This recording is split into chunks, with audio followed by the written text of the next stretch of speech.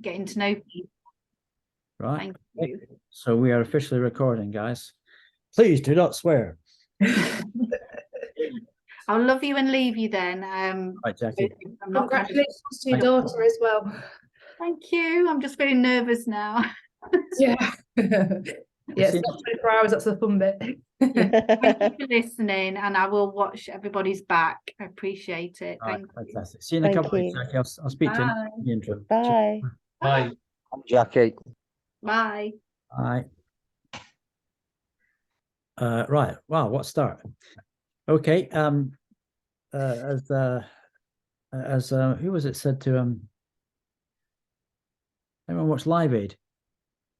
I don't know. Is anyone old enough to remember Live Aid? Yeah, it's your original, not the 85 one. I think it was David Bowie waiting in the wings when the Queen had been on, and he was like, "Crikey, how'd you follow that?" Yeah, exactly. Yeah, that's it. So Natalie, you've previously volunteered, so you've got to Yeah, well, I will go. Momentum going. Yeah, it's not quite the same you know, as that, but we'll follow on from that, shall we? Okay, so my name's Natalie, obviously, and I work for a business called ProSkins. Now, ProSkins was founded in 2005, so 17 years old, and it was started as a family-run business. So my dad and my uncle came together and started the business, and there was another side to it as well, a sister company. And we started off by doing compression wear. So my dad had previous business within sort of like the automotive industry with fabrics, and he knew that this sort of fabric was coming through from sort of like Under Armour from the States. So we sort of came out with a range of compression wear in the UK in 2005. We started off with sort of like elite athletes, and quickly came to realize that you're not going to make much money because they want it all for free. So most athletes. So, you know, we've done people like the England rugby team, England cricket team, Premier League footballers. We did bespoke products and things like that. And then we started looking, my dad started looking at how we could use the fabric we have, but in a different way. And he came up with putting ingredients within the fabric. So what we currently is our business now is we have products which are microencapsulated with ingredients. So we have our Slim range, which has retinol, aloe vera, vitamin E, ceramides in there, which they're released during the wear, and that helps people's like moisturized tones and helps the appearance cellulite in those ones. And then we have some other ranges as well, which help with scarring, and another range as well, which has got FIR technology in it, far infrared technology, which helps with sort of like blood flow and performance. So everything we tend to do does something for you. So it's not just a legging.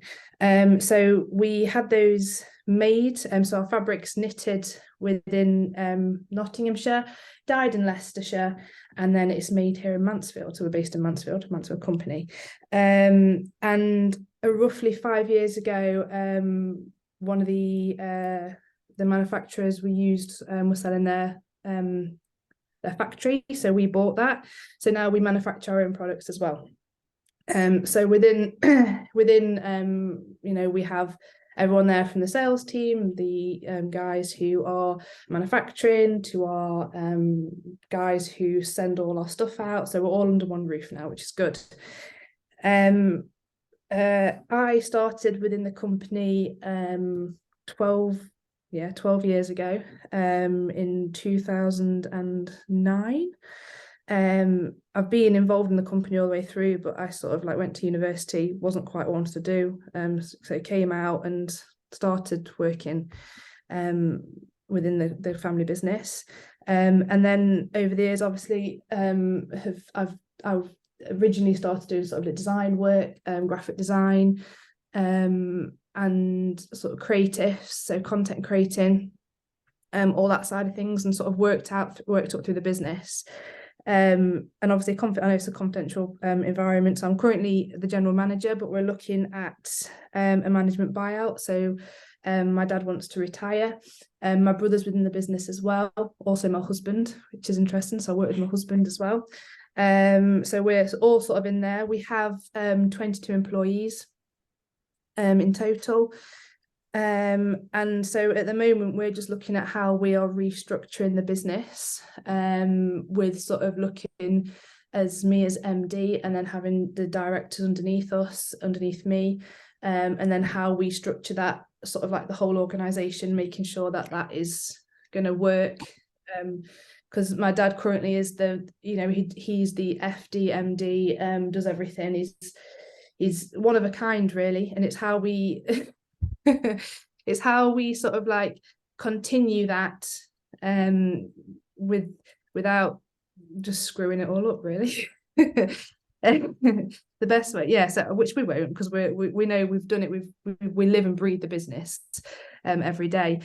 So our core customer base at the moment, we sell to online shopping, so the product is best sold with someone who can talk about it, or it's a hard concept sometimes for people to get around, and the best way is that it's spoken to you about it.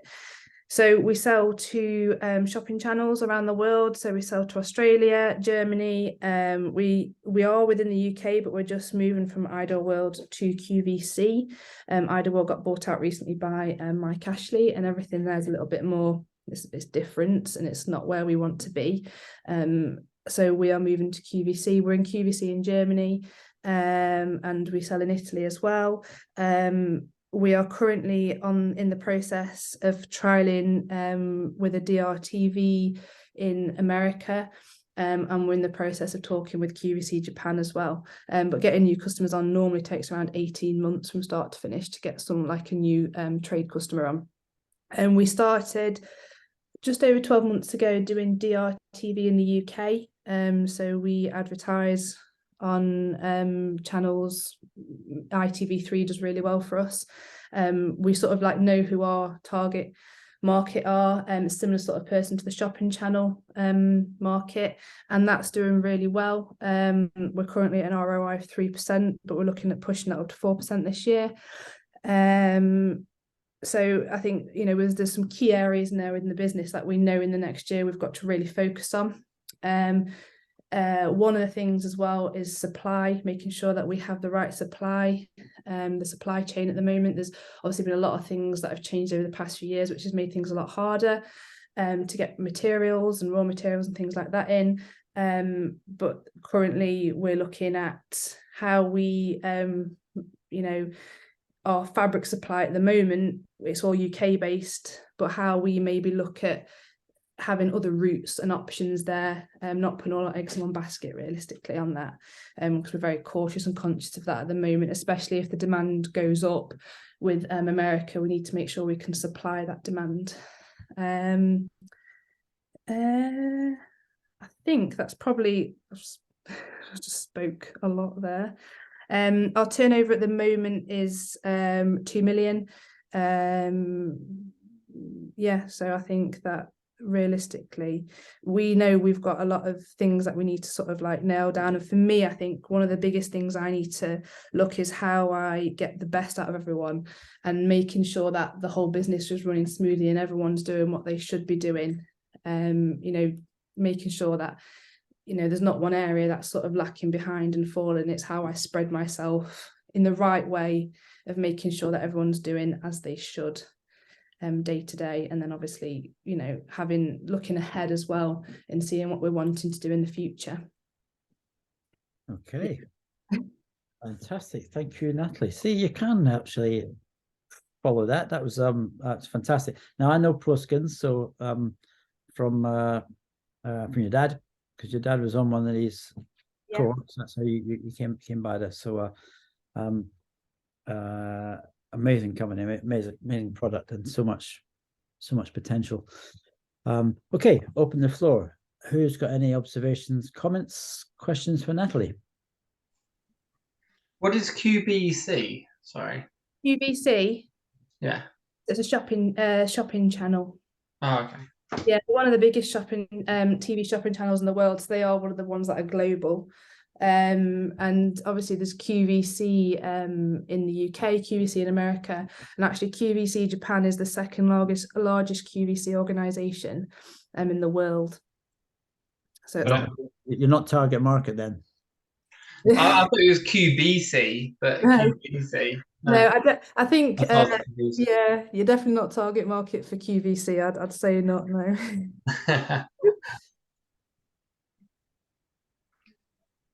Yeah, I suppose I'd just like to say again, I think it's a really good success story, and it's just taking it through transition period from your dad and your uncle through to you as at the helm, and then it's like how you drive it forward, as you say, and navigating those challenges. And you mentioned like with the making sure you're getting the best out of the people underneath you, and making sure that, you know, looking ahead, that your supply chain can cope with increasing demand and building that resilience into the business. But no, it's fascinating. I think it sounds like a brilliant product. I haven't heard of that. Being a woman, I've obviously heard of QVC though. But no, thanks. That's okay. Brilliant. Thanks, Mary.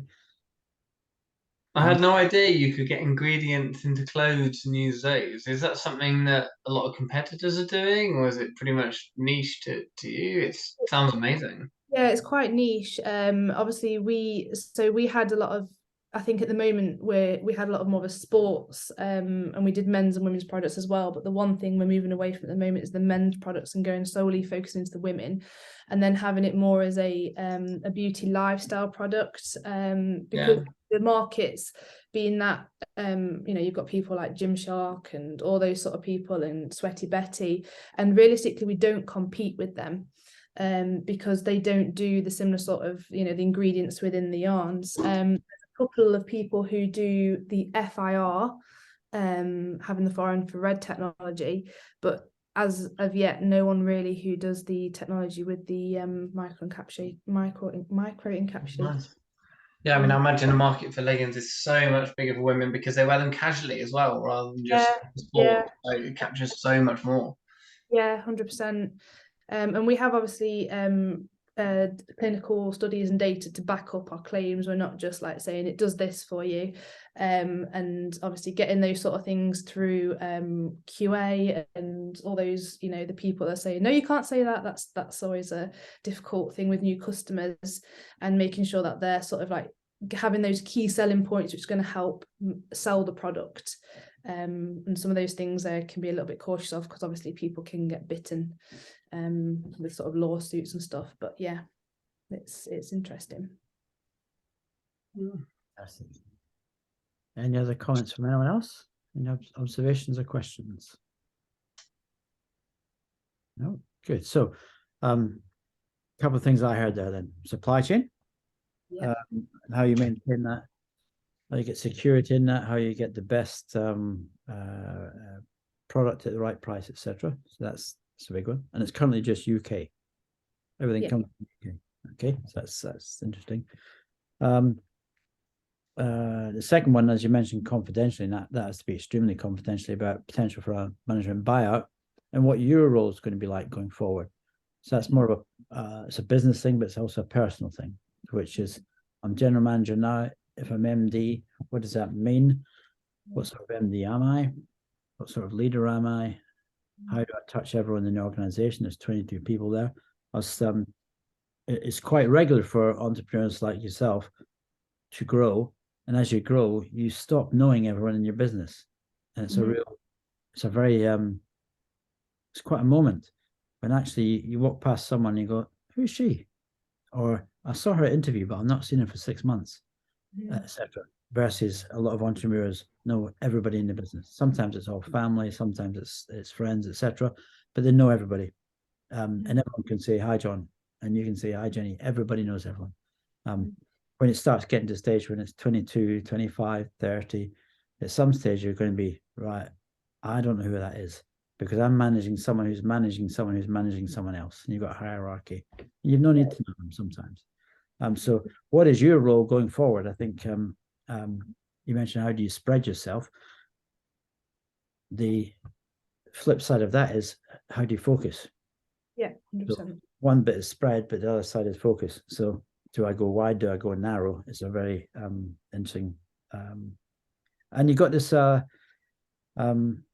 uniqueness about you, which is the micro encapsulated. I had to write it down. I've forgotten it from when your dad told me last time. Micro encapsulated, which is basically putting stuff in a fabric, which is awesome, and then proven to work. How cool is that? But who knows about it?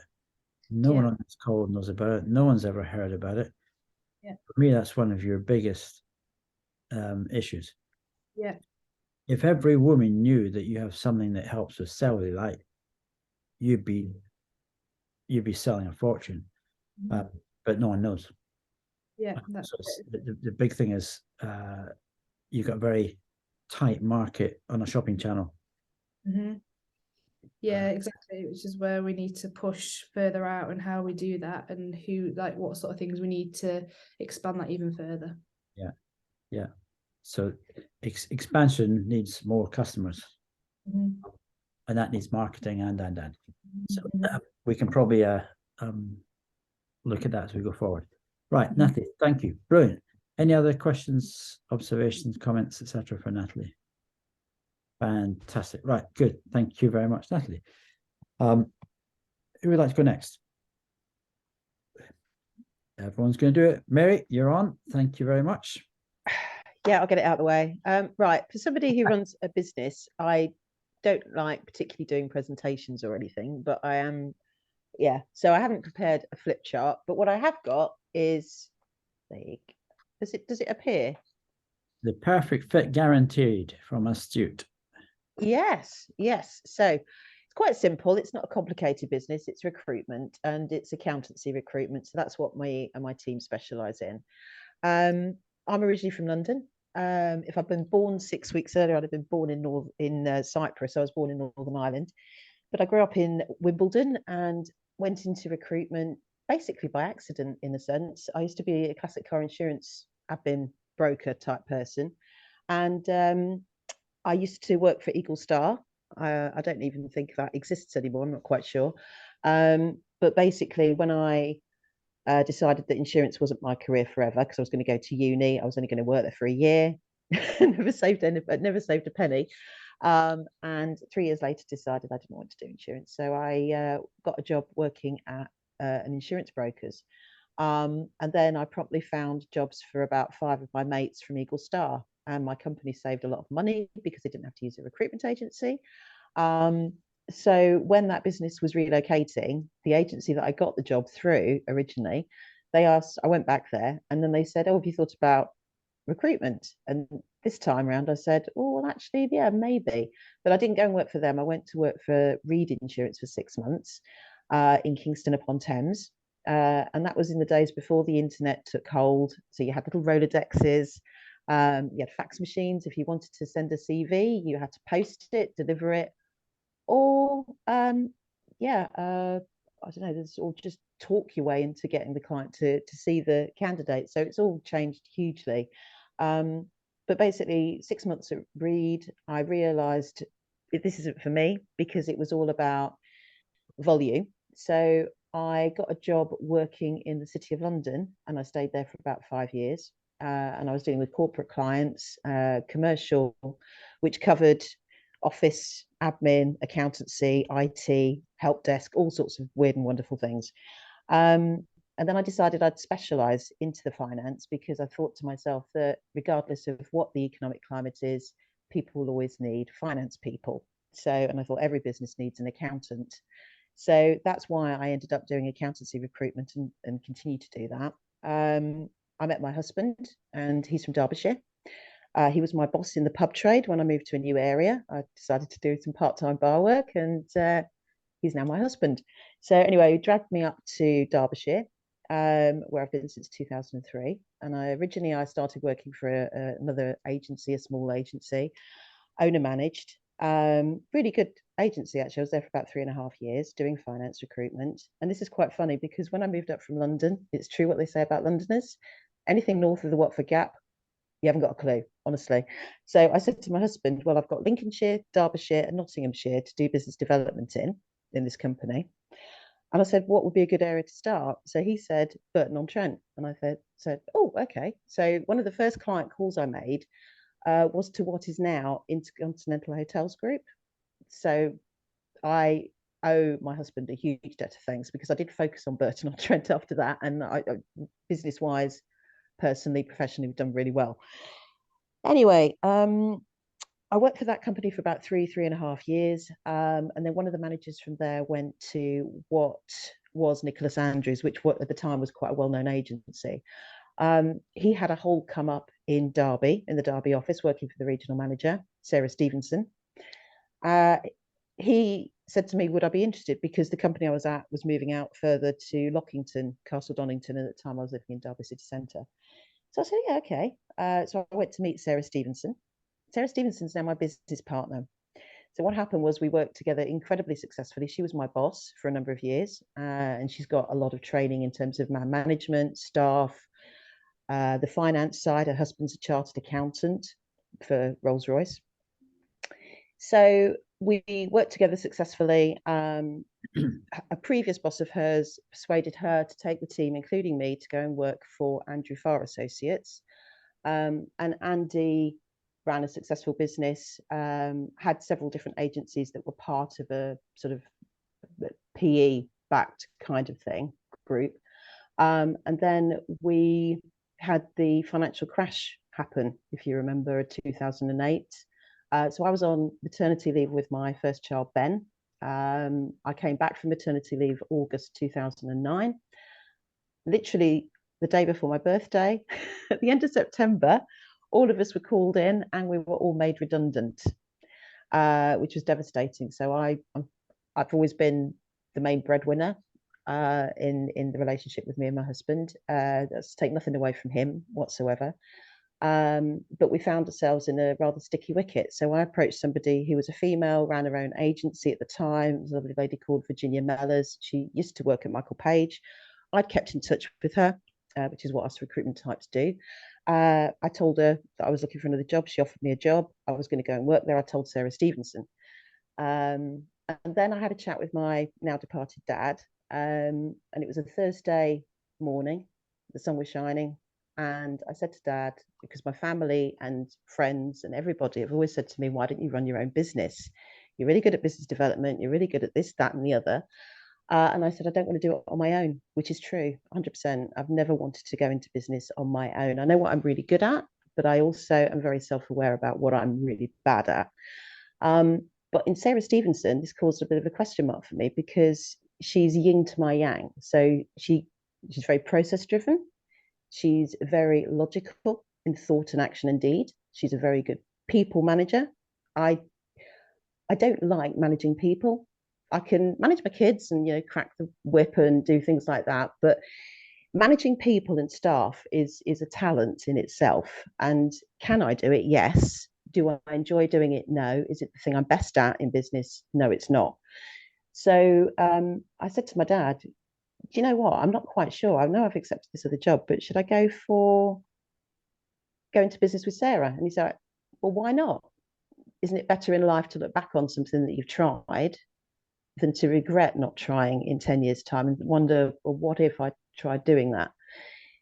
So I phoned Sarah and I said, should we do this? And that's when we decided, yes, we would. She also enjoyed working with me. She got me as a person. She trusted me. I trusted her implicitly. So we founded Astute Recruitment in October 2009. And the Derek, who ran and owned the church that we were in, he kindly let us stay there rent-free until we started generating some revenue. So at first it was just me and Sarah with our laptops, and that was it. We didn't even have a company name at first. So we had huge problems just trying to find a company name. But we set up, we got some people to work part-time for us, and it evolved from there. My idea was that if ever I did set up a business, I'm quite good at the written word. I've always enjoyed writing stories, creating things. I'm quite arty. I did art A level. So that's basically what I did. I took the marketing under my wing, and I entered us for business awards, and I can't promote myself. So what I do is I always nominate Sarah, and I write award entries for Sarah. So she's won Derbyshire Times Entrepreneur of the Year. She won Director of the Year at Small SME for the Institute of Directors that I entered her for. And I think in total, we've got something like 15 different business awards. So from those humble days, we continued to work slowly with the clients coming out of the financial crash. People that had used us and trusted us before came back to us. They were more than happy to use us again. And as revenues built up, we managed to recruit more people. And the original team that we had were very loyal. They stayed with us for a number of years, but gradually people move on and you recruit new talent and those people move on. So in 2020, in the pandemic, we were supposed to move from the little church to Cardinal Square in the April of 2020. You know what's coming now, don't you? So we couldn't do that. Eventually, we moved into Cardinal Square in the August, and we've now got around about 13, 14 staff. I say 13, 14 because we're currently recruiting for some more people. I've got over 200 5-star Google Plus reviews. So it's not unusual for agencies to have an awful lot more reviews than that. But what is unusual is we're the only agency in the East Midlands. And in fact, I think I can't find another agency that's got over 200 5-star, 100% Google Plus reviews. And that serves us really well. So we're rated very highly across different platforms. What we do as a business is accountancy recruitment. It's finance directors, CFOs, it's accounts assistants, transactional staff, credit control, sales ledger, bookkeepers.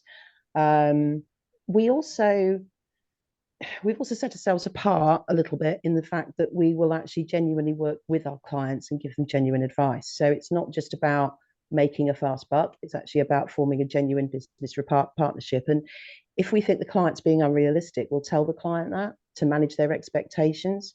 If the market is difficult, so at the moment we've got a candidate short market, which basically means there's a lot of jobs, not a lot of talented people. And I think that's echoed across a number of different sectors, not just accountancy and finance.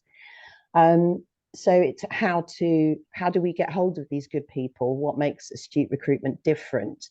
And we've developed over the years a really strong brand for being honest, being receptive, fair. In the pandemic, a lot of agencies, and I'm so angry about this, I still am angry about this, a lot of agencies just sacked 50, 60, 70% of their workforce rather than put them on furlough. They just sacked them. What me and Sarah said to our team was just that, you know what, if we can pay all our bills and break even at the end of the COVID bit, because our year end is March 31st to March 31st, we said we'd be more than happy, and we are not going to make anyone redundant. Your jobs are safe. We will look after you. And that's what we did. We didn't make anybody redundant, and we're so proud of that. So scroll forward to now, we're in Cardinal Square. We've taken on another small office, and we're going to be knocking down our existing boardroom and moving that into the little office that we're having on the side. We're looking to recruit another 4 people, which is fantastic.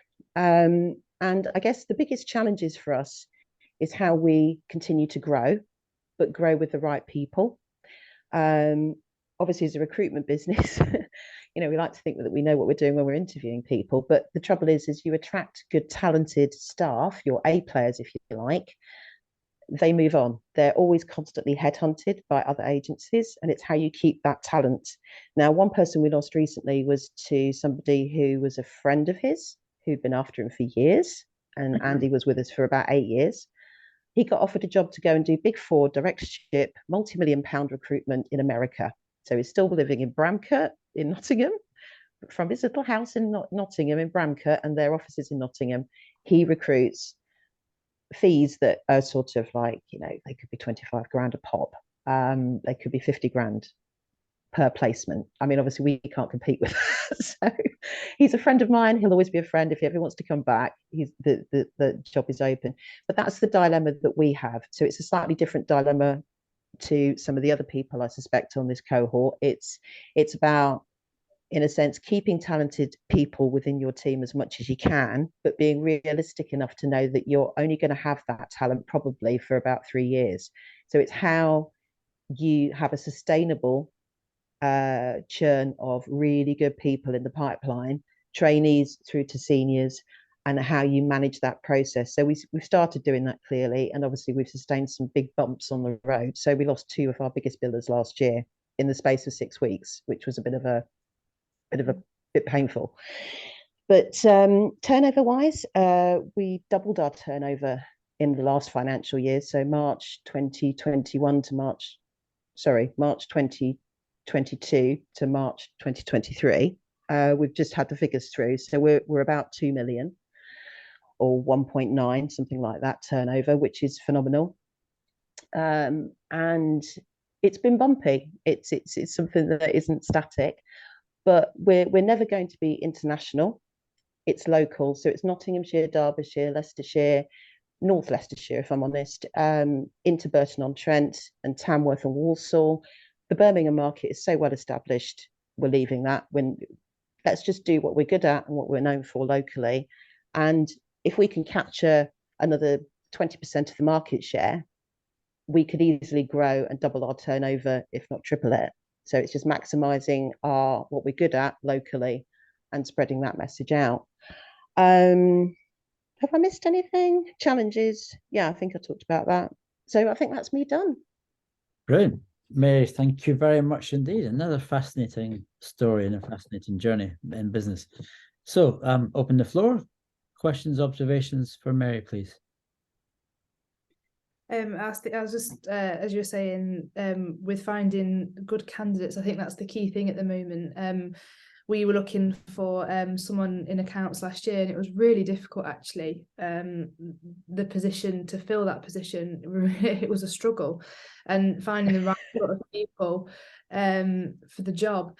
And I think, you know, knowing, I think as a small, like realistically still as a small sort of like business, knowing where to go to as well, and where's those, you know, the contacts of someone that's trustworthy, that's not gonna, you know, there's these companies where you're a little bit hesitant to use because you know you're not 100% sure with the cost and all the things that are involved, and also afterwards, sort of like what happens afterwards, that sort of thing. So it's knowing that those sort of services again are available to businesses, getting the right sort of people, because, you know, we're interviewing for someone who we think, and a lot of people can say they can do something, and then they get into the job and it's a bit more like wasn't exactly what I was looking for, but we can work with it. So I think it's interesting, and to know, like, how do people find you? Sort of. So yeah, I mean, I suppose a lot of our client base is actually repeat users, and then we have probably about 30% which are fairly new customers that will locate us probably from Google searches. We found that's quite a common one, but we also do a lot of business development, and we actually pride ourselves on doing something a little bit different. So for instance, during the pandemic, we've always hosted business breakfast events. It was something that, well, we took on an NED, a non-exec director. This was back in, I'm going to say 2012. Basically, Sarah and I recognised that neither of us had ever run a business properly before. We were a bit rudderless. We were a bit sort of like, you know, board meetings, what's that? We weren't really doing anything consistently. So we brought in a non-exec director, and he was somebody that helped us enormously. And I would encourage, I mean, this is part of this cohort as well. It's about learning from each other, because everybody's always got great ideas, and it's about having that mindset of growth. And what can I do now so much better? And how can I get there to do so much better? And you have to have like an open mind. You have to have an open mindset. So this NED, he came in, and whilst I mentioned earlier that I like creative writing and things, I'm also not very confident. I'm much more confident now about it than I was back then. So what he needed me to do is do lots of blogs and writing and different bits and pieces, and awards and things like that. So that's kind of what he encouraged me and gave me the confidence to do, and actually I became quite good at it. So going to your question, it's a journey in terms of creating a brand, and you as a business owner a lot of challenges that come up is about your brand not just being known within QVC, but becoming the go-to from so many other through social media. For instance, social media is brilliant, so we're quite well known on LinkedIn. I do an awful lot of work on LinkedIn and have done over the years. That for me is my target audience sat there: finance directors, HR directors, hiring decision makers. So it's creating content that's slightly different, that appeals to my target market. And the NED gave me some brilliant, because I'm not marketing trained, he gave me some brilliant groundworks in terms of learning about what does and doesn't work in terms of creating a brand. And then it's actually making sure that you're consistent in terms of the marketing, making sure that you're consistently doing things. One of the things he encouraged us to do is business breakfast events. So for instance, it gives my team a different way of going into companies and speaking to a CFO and saying, oh, actually, we're not ringing about recruitment. We're actually ringing to invite you complimentary to a business breakfast event. Yeah. It's local, it's an opportunity to network, and you get to hear from an inspirational speaker. So my business partner targeted me, going back to John's point earlier, none of you probably are old enough to remember John McCarthy, kidnapped by terrorists in the 80s. Yeah. So my business partner, one of her clients mentioned John McCarthy, and her client, sorry? Harry Waits, he was the other guy with him. That's it, yeah. So she said, oh, right, Mary, head of marketing, you need to get John McCarthy as our next business breakfast guest. I was like, I'm sorry, what? But anyway, I managed to track him down, and I managed to get him. And he runs a charity, so I managed to sort of navigate it through that. But he was our last business breakfast guest before the pandemic hit. So that was November 2019. Then the pandemic hit, and I actually had the idea of doing a webinar. So I got him to do a webinar, and then another guy called Richard McCann, who's really good, and we're going to do a business breakfast event with him, a physical event in October. But during the pandemic, it was amazing because there were 300 people that booked on. But the business breakfast events enable you to reach a wider audience and for your team to reach a wider audience. Doing a business development activity in a kind of subtle, masked way. So it enables them, my team, to actually reach past gatekeepers and actually get the exposure that we need as a business. So it's developing different strategies in your marketplace to your target audience, and it's how you get your message out there in terms of what you do, how you do it, building up integrity, build up the messaging around the integrity. I love the sound of what you do in terms of the wear, the outwear that you do, and it sounds like something that you could do an awful lot with on the marketing side. Maybe get an influencer, maybe get that young girl who's just won a World Cup doing the snowboarding or something. We've got thanks, Mary. We've got a couple of marketeers on the line on the call, so I'm sure we're going to get into a bit more marketing. Anyone else got any questions for Mary? Anything else? Observations, questions for Mary? Okay, so Mary, again, an amazing story of building yourself up from where you were and different jobs, contacts, getting the business partner, listening to your dear old dad, and look at where you are now, running a couple £1 million business. Fantastic. I heard a couple of things in there. Someone goes, I don't like managing people.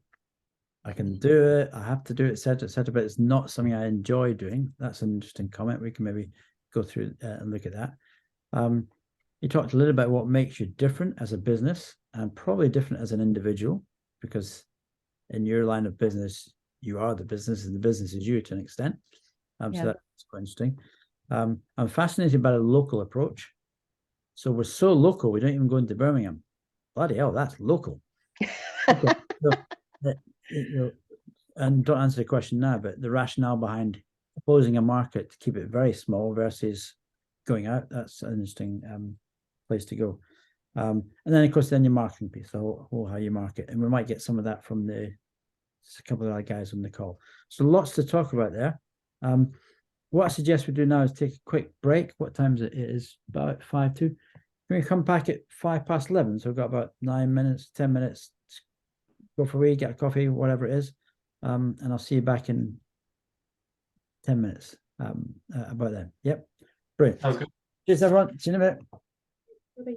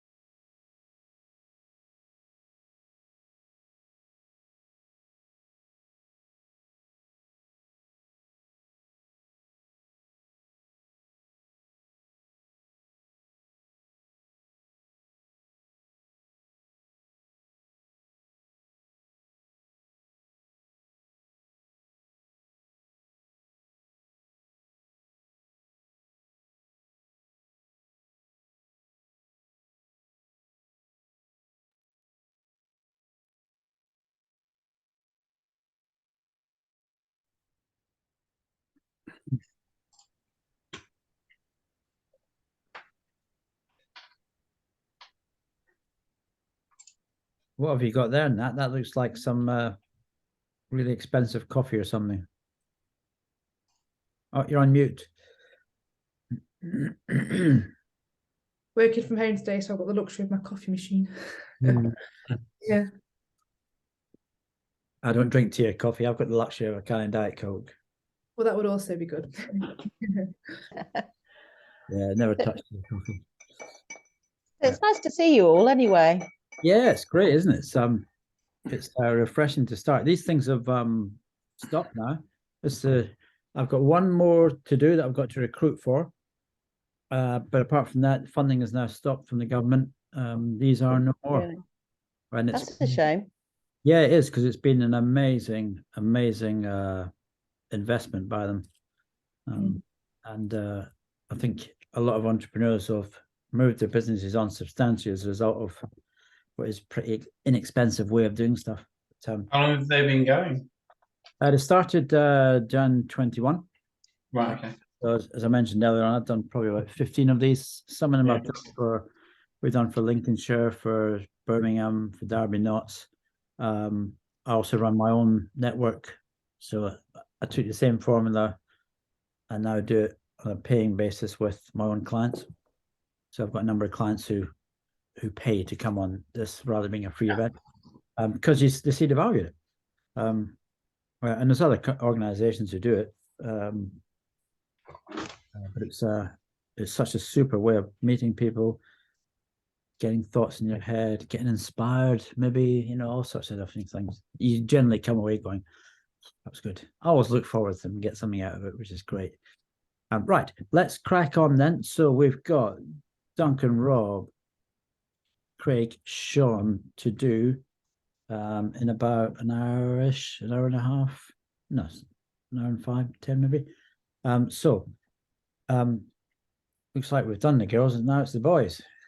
So who's if I'm allowed to say that nowadays, who's next? who would like to go next? Yeah, I'll kick it I off. don't mind going. All right, I'll leave you to it, Rob.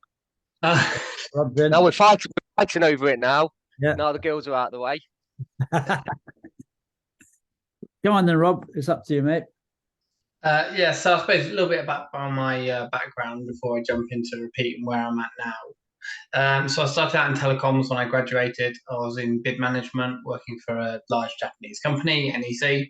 And that was interesting because a few months into it, our manager ended up leaving. So me and a graduate were left to try and just figure out how to run bid management and what it even was for Northern Europe. But it was a great training ground. I managed to pull off some pretty good tender wins and got some really good recognition out of that. But I didn't really want to be in bids. I wanted to follow my old man and go into sales.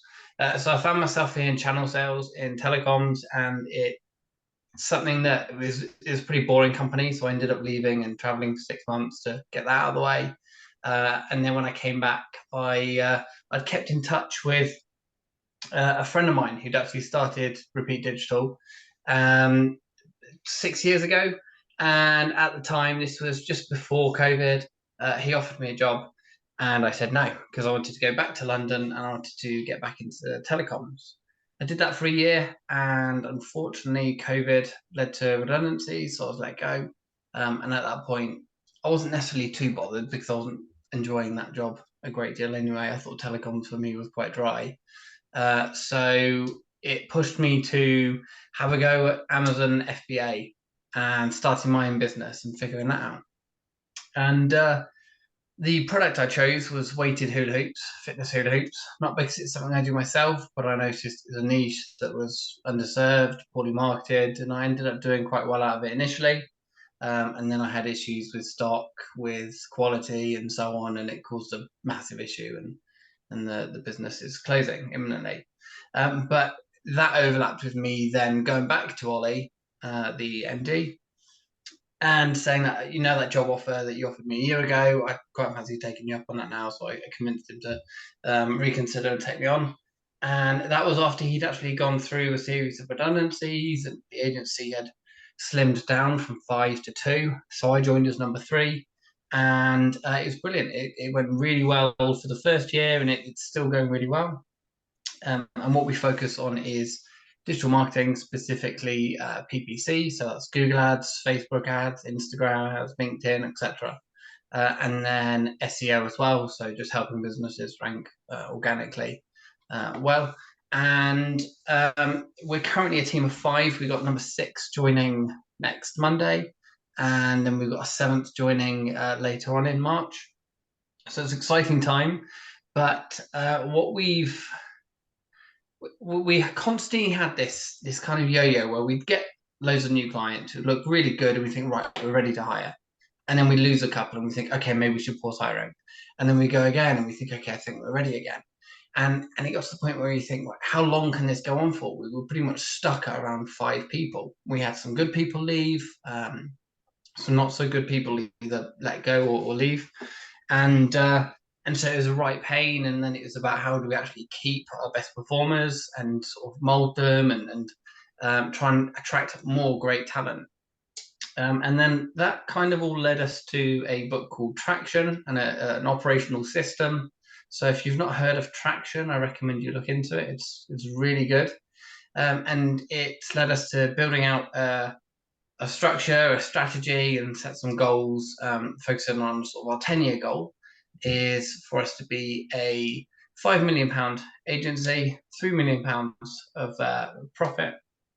And so that's the plan, and that's 35 employees, which is a pretty big ask, but we still want to focus very much on PPC and SEO. And then what that does is it's taught us to then break that down to a 3-year goal, which in a year and a half, we want to be a £1 million agency and have 15 employees, so quite a lot of growth. Currently, we are on track to do £500,000. Our target for this year, ending in at the end of July, is 580. So we're at a point where we're shy of our target. And rather than do the same things and hope for different results, we're now at that point where we're thinking, right, okay, we're going to have to maybe take a bit of a loss or reinvest quite heavily over the next few months and try and just push out our marketing even further. Because the thing is, for probably most businesses, you focus so much on your own clients, you don't end up focusing on your own business as much, and your own marketing, your own sales. So we've neglected our own marketing, and that's why we've hired this second SEO person to pretty much solely focus on repeat to begin with. So leading on to our challenges, it's pretty much the same for everyone. It's how do we make more money, and how do we make it now, not tomorrow. And so we're going back down to that investment side of things. But then it's also about retaining great employees. And so one of the things that we've done is we've taken a sort of a page out of a Netflix book called No Rules. And it was basically using Netflix as a case study, say, how were they successful? What culture did they create? And it was one of transparency, trust, hiring the best talent. So a couple of the gambles we've made is we're now hiring very expensive talent. The market for PPC and SEO account managers has seemed to really shot up over the last year or so. And we find that hopefully we'll be able to get more output from one exceptional employee than 2 sort of mid-low market rate employees. So we'll see how that goes. So the challenge there is, as we're growing, currently I'm managing everyone.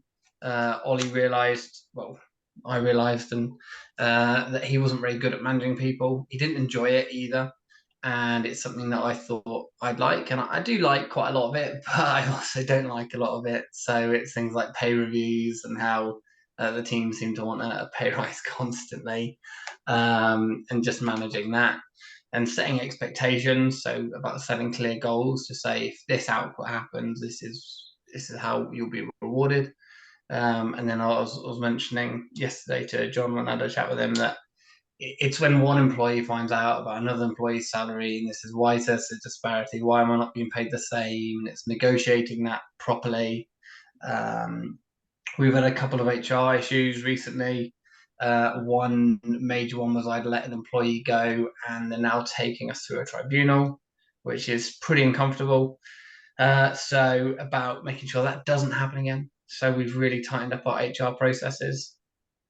But that's a real lesson for me as well, because this job is my first job where I've actually had to manage people, and so I've had to learn a hell of a lot along the way. But you know, I'm enjoying it. I kind of feel like at times I don't know whether I need a bit of a break, you know, some holiday. I've got a ski trip coming up soon, so hopefully that will help.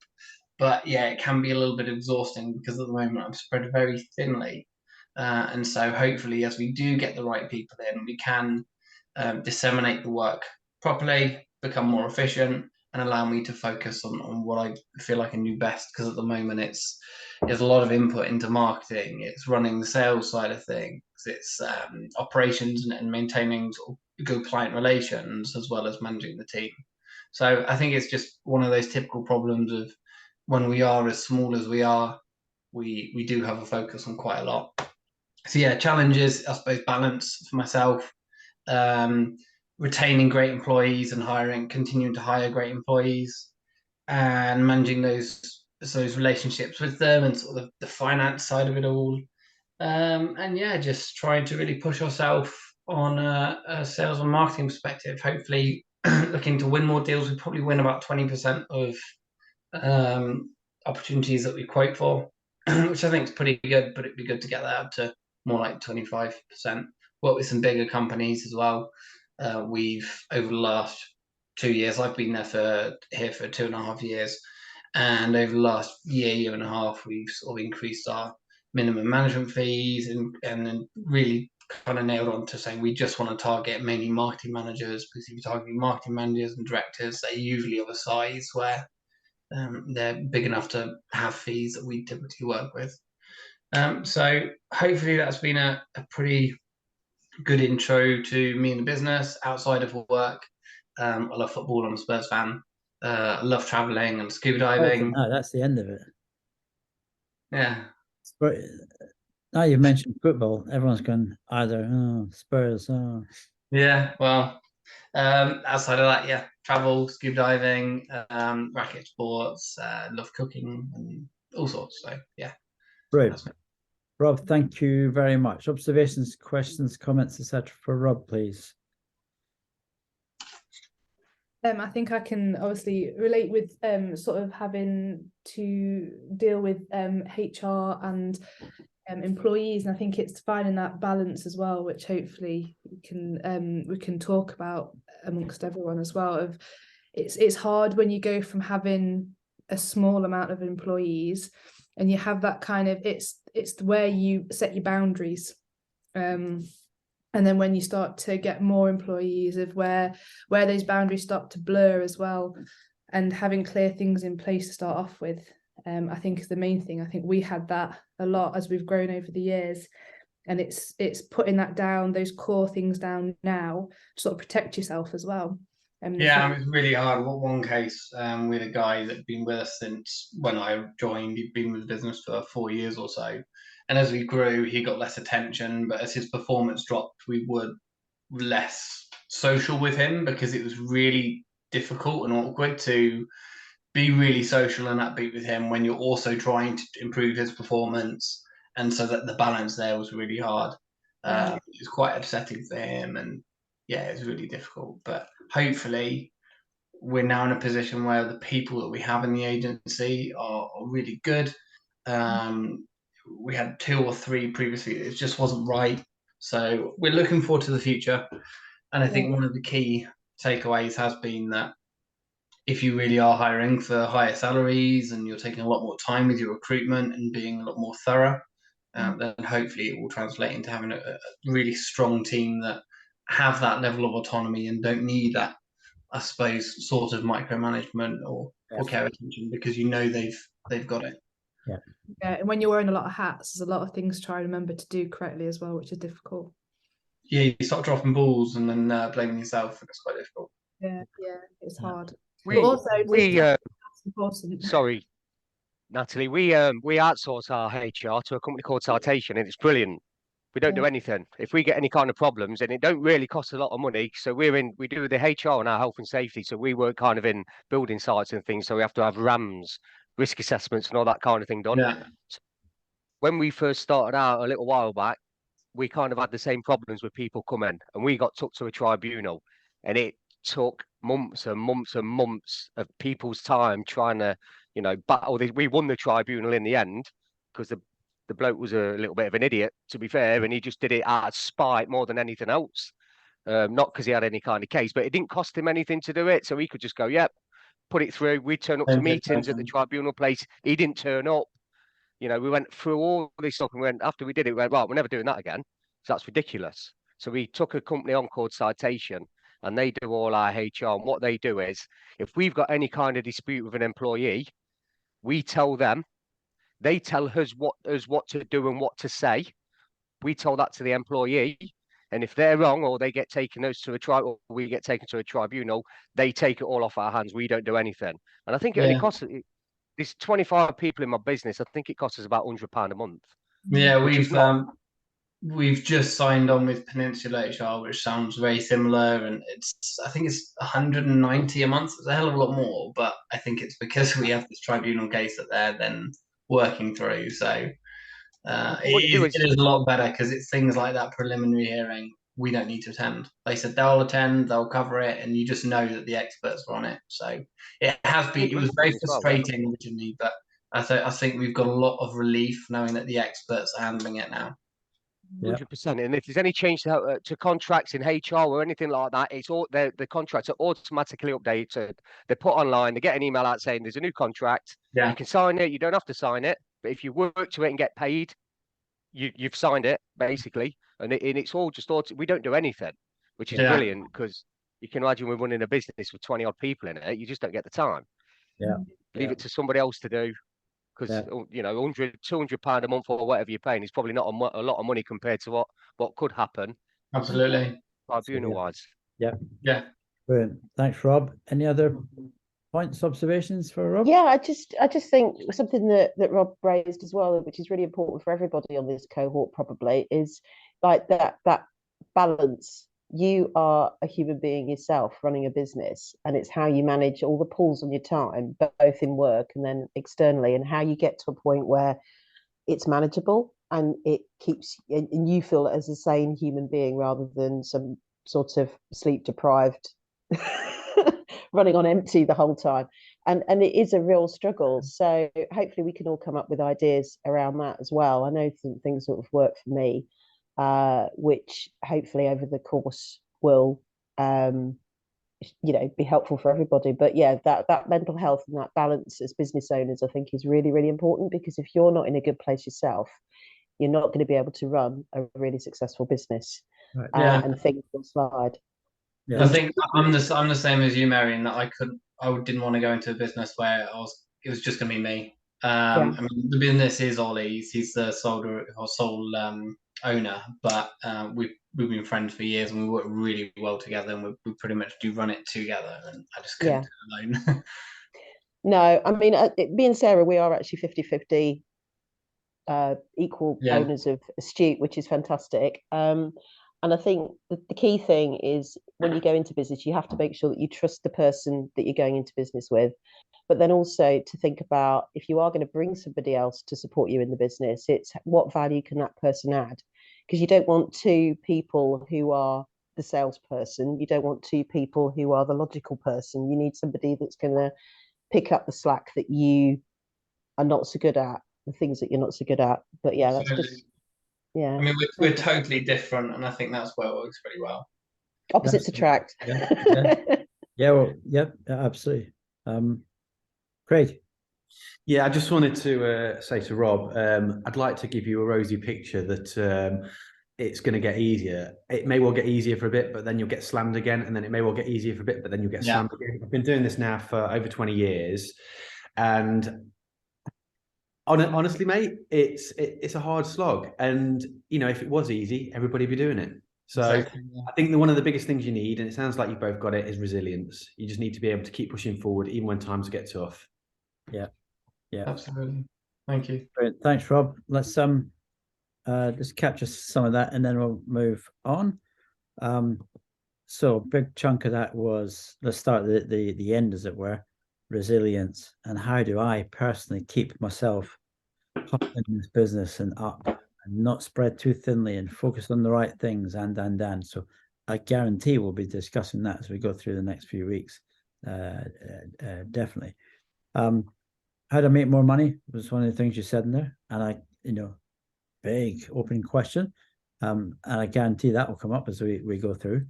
How do I keep the best performance was where you started this. And that's come up more than a couple of times now already. Quality of the staff I've got. Often it's about achieving results through other people, not achieving them yourself. How do I work on the business, not in the business? All that type of stuff. How do I delegate? How do I make sure I'm focused on the right things rather than the day-to-day, etc. So we'll talk in more detail about them for sure. But lots of passion, lots of enthusiasm. Good business can be better. That's what we're all here for. So thank you, Rob. Right. Duncan, Craig, Sean, who wants to go next? One of you. I don't mind going next. Go for it. Thank you. Right. First of all, Natalie and Mary, I won't be mute all the time. I will come out and ask you questions as we go along. So my name's Sean. I run a company called Nexus Comms. Been doing this since 2009. I've got my business partner, my best friend, who's Leon, who sits next to me in my office. We decided, we left school in early 90s, left school in early 90s. We kind of went in the same kind of game into data cabling. I didn't like getting my hands dirty. So I moved into telephony, started from installing telephones to installing data networks, or the flashing lights if you've seen in a cabinet in your office. That's kind of my skill. Leon does the infrastructure side, so the cabling side. Went to Leon's first child's christening and we decided off cut. So we was having a few beers, we'll start a business. That was it. So that's kind of how it all came apart. So we started a business, we called it Nexus Comms. We packed in our jobs. We had nowhere to go, didn't know what we were doing. I sold my house so I could help put some money into the business to do it. So we thought, you know what, we'll just go heads on into it and we give it a go for a year. And if it don't work, I'll go and ask my old company for my job back. That was kind of the plan.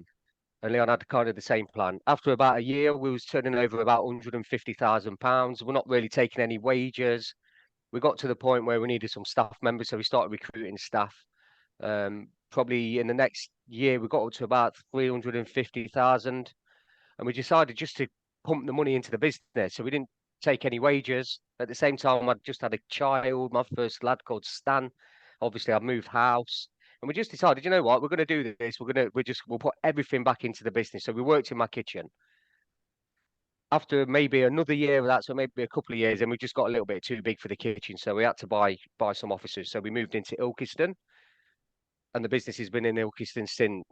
And we decided that it's a good place to be. There's plenty of people around here, good people around this way.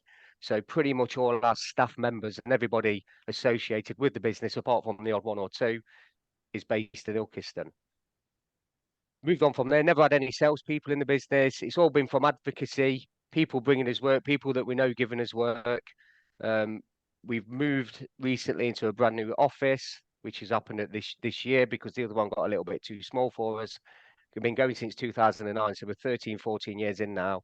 We've got about 25 staff members. We don't really do a lot of work around our way. It all seems to be the rest of the country. So the focus of the business, or my bit of my focus at the minute, is trying to start getting some work around Ilkeston, because although we're really good at what we do, nobody knows us. So our old office, there's a place next door to us called Morley's, and it's a really small printing shop. If I go to anybody in Ilkeston and tell them where our office is on Park Road, or used to be on Park Road, they'd always go, don't know who you are, don't know where that is. If you mention Morley's, everyone goes, yeah, oh yeah, I know Morley's. And everyone seems to know this little business that was next to us. So what I'm trying to achieve is trying to get everybody to know us, like everybody knows Morley's. So we do several things inside the business. So my background's telephony. Leon's is the infrastructure side. From telephony, you learn how to do the data network. And once you've got the network and the telephony on board, anything that sits on top, like a CCTV camera or access control for your fobs for your doors, they just automatically become part of what you can do, because it's just a device on the end of a piece of cable. So yeah, so we built a business out of that really. Like I said, there's 25 of us. Turnover is probably this year is going to be around the 4 million mark. Always looking for new staff. We take on, going back to what you said, Mary, about keeping your key staff, we generally don't lose anybody. We've got people that have been here for 10 years or more from the start of the business. We keep them people happy. We give them what they need. We give them the training what they want, because we do several different things. They're not always doing the same thing. They're not always going every day to pull a cable in. They might be going to put a cable in today, but next week they might be working on installing a new CCTV system for somebody, or doing some access control, or going out and rolling out some telephones. So we kind of cross-train people, always varied. Most of the lads work away all week. So that's another thing I'm trying to achieve, just to get some work locally to us, so they don't have to go and stay away from the families. You know, people get old, they don't want it anymore, they have kids. So we're trying to achieve that as well at the moment. Like I say, the business has never had any salespeople in it. It's literally an engineering base. Myself, I'm as an engineer, Leon as an engineer, and everyone who works for us are engineers really. So what we're trying to achieve with the new office is, I want to build a sales team, because I think if I can build a sales team, we'll start getting a lot more work around here. My problem with that is, I know nothing about salespeople. So I don't know how to find salespeople. I don't know whether they're telling me a lie when they're in the interview. You know, if an engineer comes into my office and talks about what I do, I can easily pick up, you don't know what you're doing. I don't need that kind of person, that kind of thing. But with sales, it's completely different. So at the minute, that's kind of my focus within the business, is to build a sales team. And that's probably it really, as a starting point.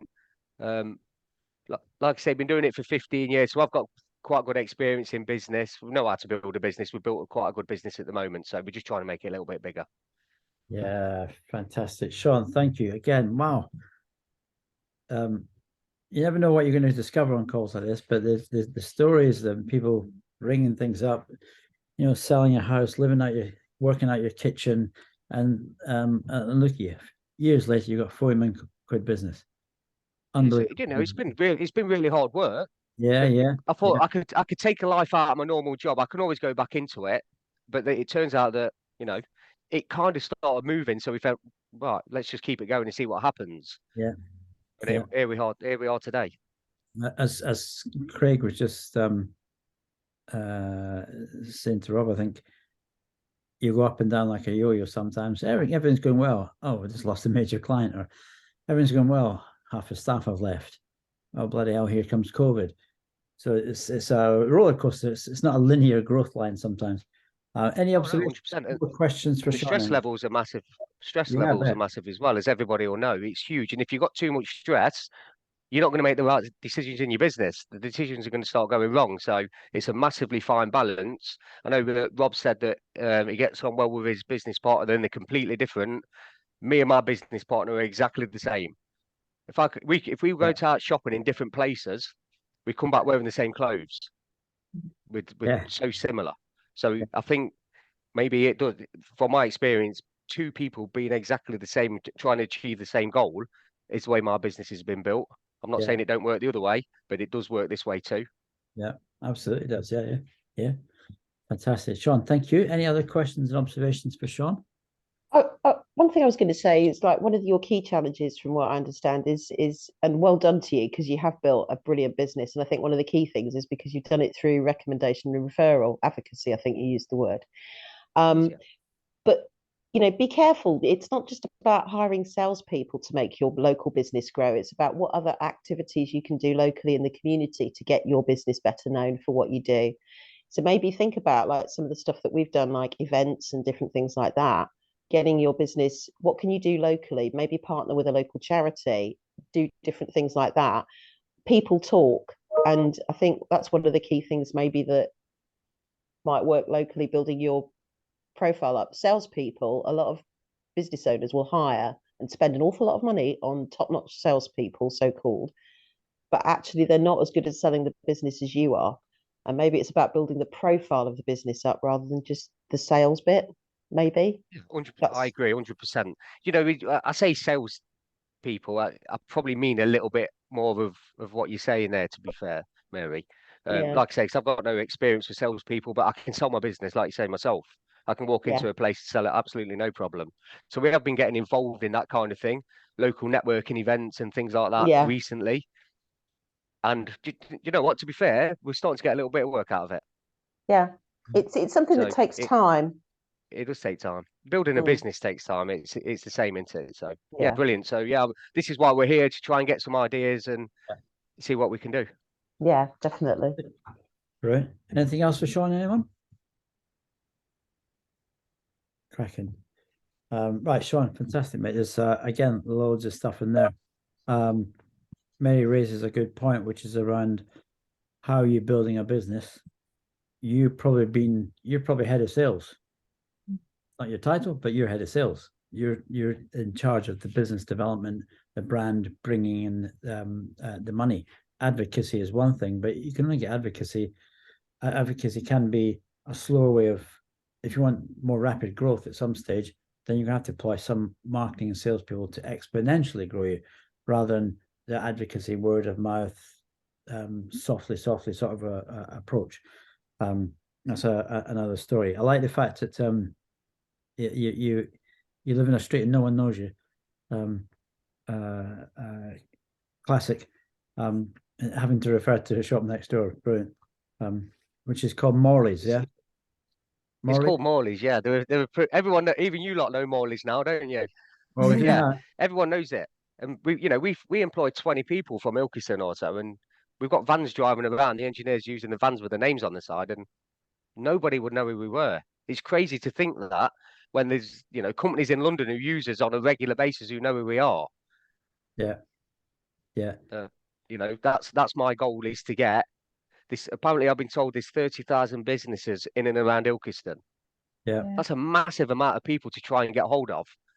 Yeah, but if I've forgotten Nexus Comms, I just put Morley's into Google Maps and I'm there, done. Exactly, yeah. Well, funny Head enough, for Morley's. Funny enough, I'm never going to forget it because my dog's called Morley. There you go. There you go. We're not there anymore. We've moved, but that was the case. We only moved a couple of weeks ago, but yeah, that used to be the case.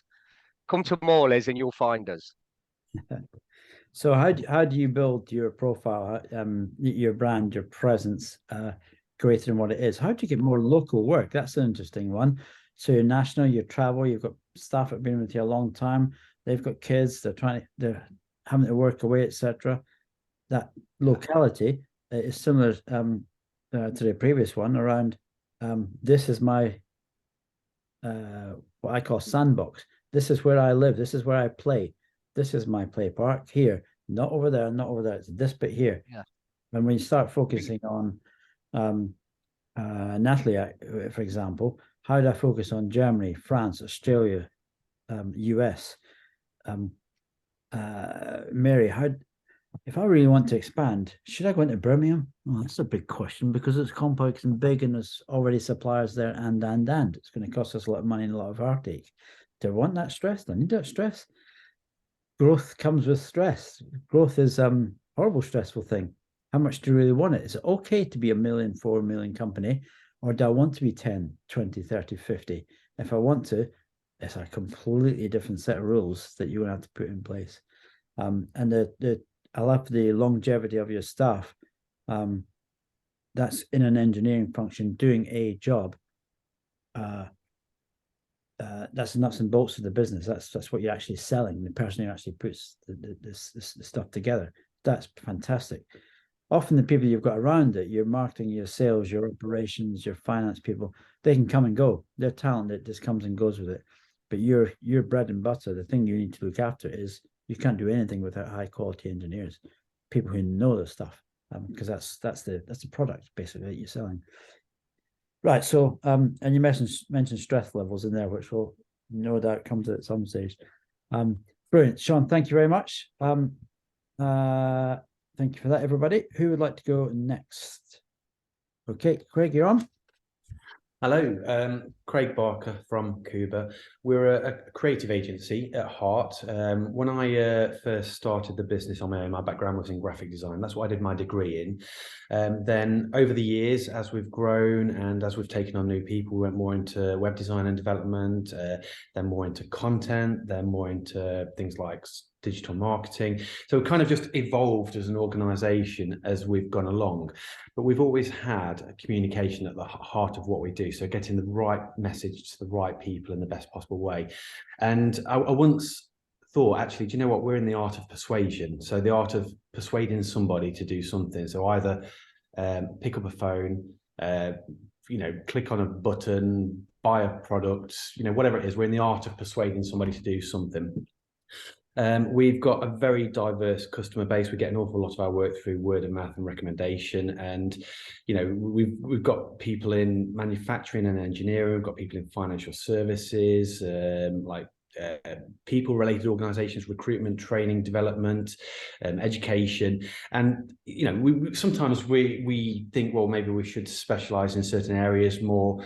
But I quite like the variety of it. And, if I think about our most bizarre client we've ever had, we got a customer that wins multi-million-pound contracts in Afghanistan, Albania, different countries all over the world to basically destroy their surplus arms, blow shit up. So, there's no way on this planet I could have possibly decided I want to work in that organization. But we get very interesting customers in very different areas. And I always think that actually we get a lot of transferable skills from different sectors. And it sometimes helps us to bring things to the table that particular sector wouldn't have actually thought of. Sometimes people come to us for a project. So, for example, a website or a brochure, something that will have a start date and an end date. And up until a few years ago, that's pretty much how we built our business, is attracting new projects. And that's a hard slog, having to attract a certain level of turnover every month to pay the staff wages, and it's always new projects. And yes, you do get repeat customers, but how often does somebody need a new website or a new brochure? It's not necessarily all the time. There are some organizations that do that kind of thing.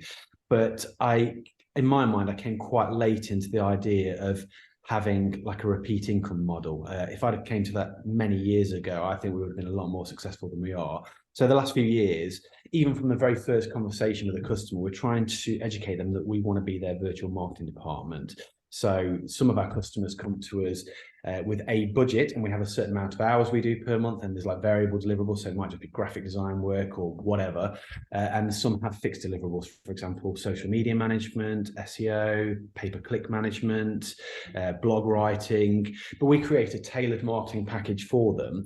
And if we're educating them from that very first communication, whether they want a logo or a website, that actually when the website's done, it's like, what's next? Oh, okay, we've already spoken about that. Yes, can you help us with the SEO? Can you help us to get more traffic to our website?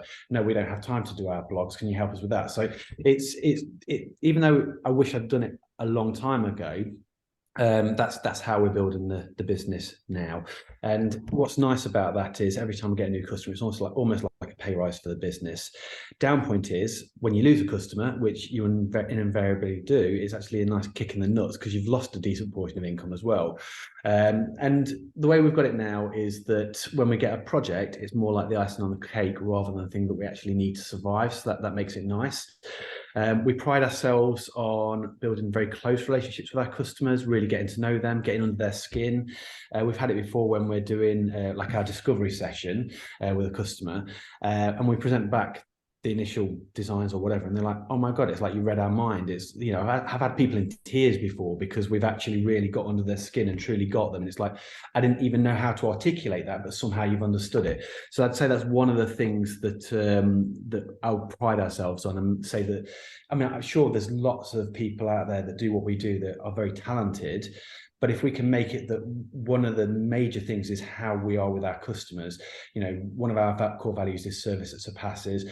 I want it to be that all of our team have extreme ownership, that we're trying to make a positive difference for our customers. There's all these different values that we bring together that mean that the way we do things is not just talent, it's actually that true understanding of those customers as well. I've said I've been in business just over 20 years now, and I genuinely feel like I've made every mistake in the book. As I sit before you right now, I feel very battered and bruised after the last couple of years. There are times when I wonder why I'm still doing these things, and I've had that quite a bit over the last 3 years. So one of my challenges is how to fall back in love with a business. When it's good, I feel really happy with it, but I do need to make sure that for the next few years that I get it running in a way that I've got the passion for it still, not that I'm sort of finding it just a hard slog all the times. I started quite young. I know there's people that start younger than me, but I started the business when I was 25 years old, and I hadn't got a massive amount of agency experience before that. So a lot of what I've learned over the years, I've learned through bitter experience, trial and error, getting it wrong, wearing the t-shirt. But then that leaves me in a position of wondering what everybody else knows that I don't know. So it's like you look at another agency, you look at other people we're doing, and I'm sure that Rob will relate to this. And from the outside, everything looks rosy. And then, I've made a big effort over the last few years to really get to know other agencies and, collaborate with them. And it turns out when you get beneath the skin, we all have the same problems. We all have the same insecurities. And I went on a course just recently. It's about how to make a profitable agency. And I came out of that thinking, okay, well, I didn't know that, and I didn't know that. That's really good. But actually, a lot of what I spoke about on the day, it turned out a lot of those agencies didn't know what I knew.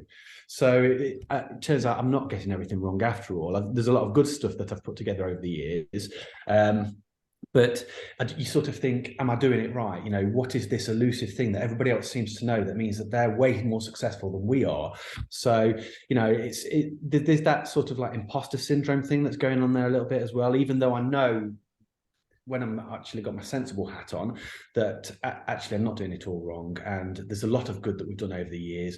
And it's almost like what I've done over the last few years, through those mistakes, through the carnage, is built this really strong foundation of experience that for the next few years, I want to really capitalize on.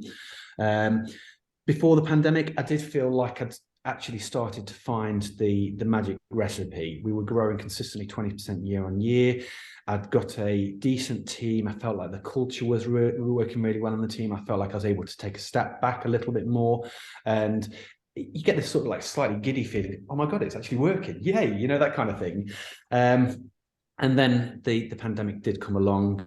We lose 75% income overnight, pretty much because everybody panics and stops training and marketing and things like that. And then some of the more sensible ones realize that they've got to then continue to invest in sales and marketing so that they'll come out the other side stronger. So second month, we were about 40% down, and third month, we were back to sort of normal levels-ish. One of our biggest challenges during the pandemic was people, and I'm sure a lot of you guys will relate to this as well. But if I told you that we only have one member of staff that predates the pandemic, that's how much of a cultural shift we've had.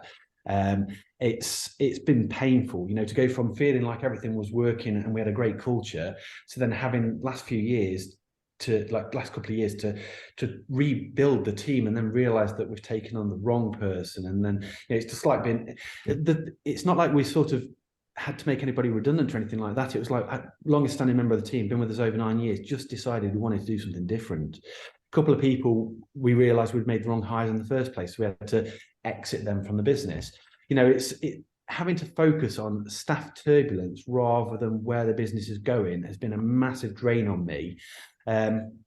Last year was our best ever year, technically on paper, still felt like a bloody hard slog.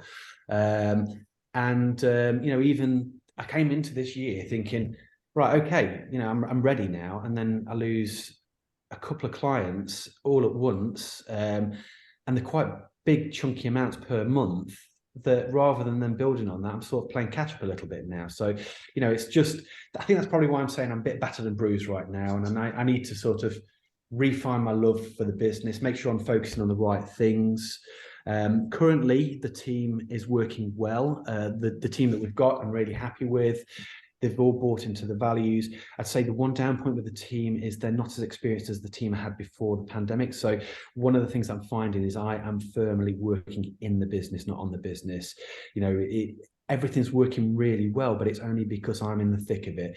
I'm kind of holding everything together, and it's my experience that everything's feeding off.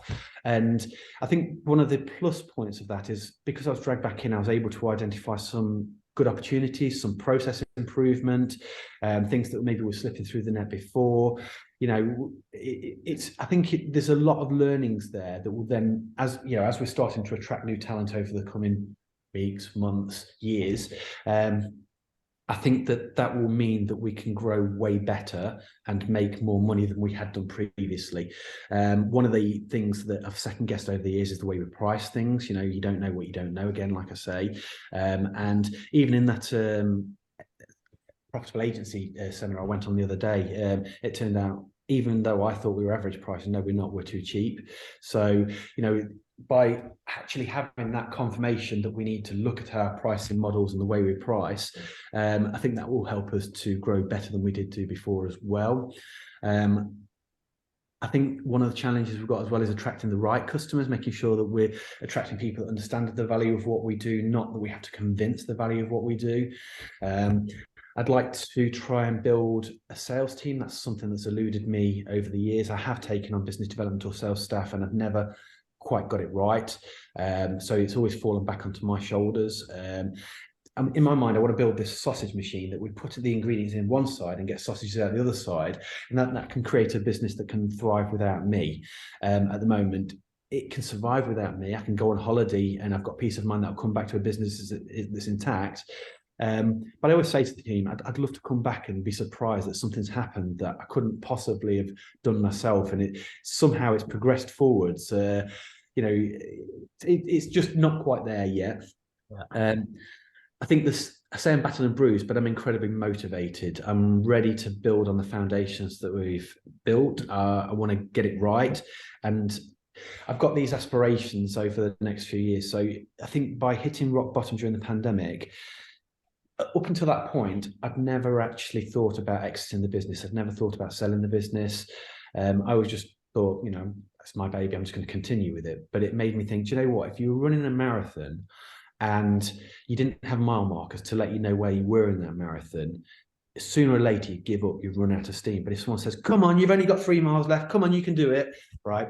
You'd end up sprinting up to that finish line, and then you collapse at the end of it. But what I decided was I wanted to set an end date. So I've set the year 2030 as the end date. Now, that end date is going to be either I'm going to sell the business, I'm going to take a step back and let the team run it.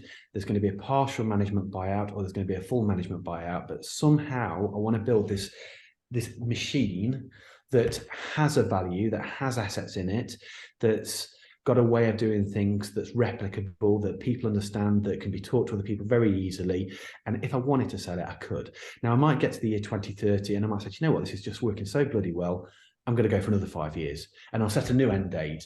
But I figured that's what I want to do. So being as I've got that date to work towards, that allows me then to have a 5-year plan, a 3-year plan. You know, what are my priorities for the next year? And one of the things I've been guilty of as well is shiny object syndrome. I've been distracted so many times in the past onto something new, because I like starting things, but then I'd probably prefer to hand it over to somebody, you know, that kind of thing. So, you know, I've always liked the idea of, you know, using our skills to develop a little e-commerce business or something, or finding something that's a subscription model. You know, I've got loads of little brands that I've taken part way, but then never really run with. I've got several on the cards at the moment that are sort of semi-shelved, but I sort of came up with this new theory that I need to stay on the path. You know, I need to say to myself, is this helping me go to that next goal that I want, or is it distracting me? And if it's distracting me, I shouldn't be doing it. So I've got to try and remain focused. And that's not to say there won't be opportunities along the way that I need to consider. And, you know, maybe they will take me in a slightly different direction, but I need to make sure I'm single-minded with what it is I truly want and where I'm going. Then after the year 2030, what's next after that? I don't know. You know, I've got to try and decide what's next after that. I will only be 52 then, so it's like I've got plenty of career left in me if I want it, and not the kind of person that wants to retire and stop doing stuff. I think I'll always work in some capacity. It's just what I don't know yet. So whether that be some sort of consultancy, whether I go again, whether I decide to actually start a business that I can utilize these skills and experience, but it's something completely different, I don't know. But that's a whistle-stop tour of the journey that we've been on and where we're going potentially, and heart and sleeve, vulnerabilities and what I'm insecure about and all that kind of stuff, and that's where we are. So it's interesting you end on that point, because you're, and maybe it's because maybe it's just you, or maybe it's because we're now sharing, we're building our trust in each other. The opening up is increasing, as it were. Listen, I've got lots of points in there, and we've spoken already, but anyone else, observations, comments, questions for Craig, please? I mean, I think you obviously been in the business a long time, and I see a lot of sort of familiarities. Oh, I got my words mixed up with our business as well, and with my dad being at the head of that. But also you can hear the passion in your voice about your business as well. Like you can hear that you're so passionate about it, and it's the fact that you are so passionate about it that you make things work as well. And I think I agree when they say imposter syndrome. Sometimes we don't believe in ourselves. We do it day in, day out, and actually sometimes looking at what you actually do and understand how good you are, and like believing in yourself that you can do it, you can go on, even though it's hard. And I think we're going through a similar sort of thing at the moment, where my dad had an idea at some point. He's got underlying health conditions that he wants to, have to step back and move away, and what we do with the business, and having that sort of key end date in sight also helps you create those things happen for your business as well. So I think it's interesting. You make things happen because you've got to, otherwise it's not going to work with your plan of what you want to do, and it sort of reignites you a little bit. But I think it's having that self-worth, and you obviously you can see that you're really passionate about it. And I it's really nice to see those vulnerabilities as well, like seeing that, speaking so honestly. It's nice to hear that. Well, no doubt you'll have me in tears at some point, Natalie. Will do. I've already cried. I cried in the first 10 minutes, so there you go. I was just going to say, we've already had Jackie on, inspired and whatever.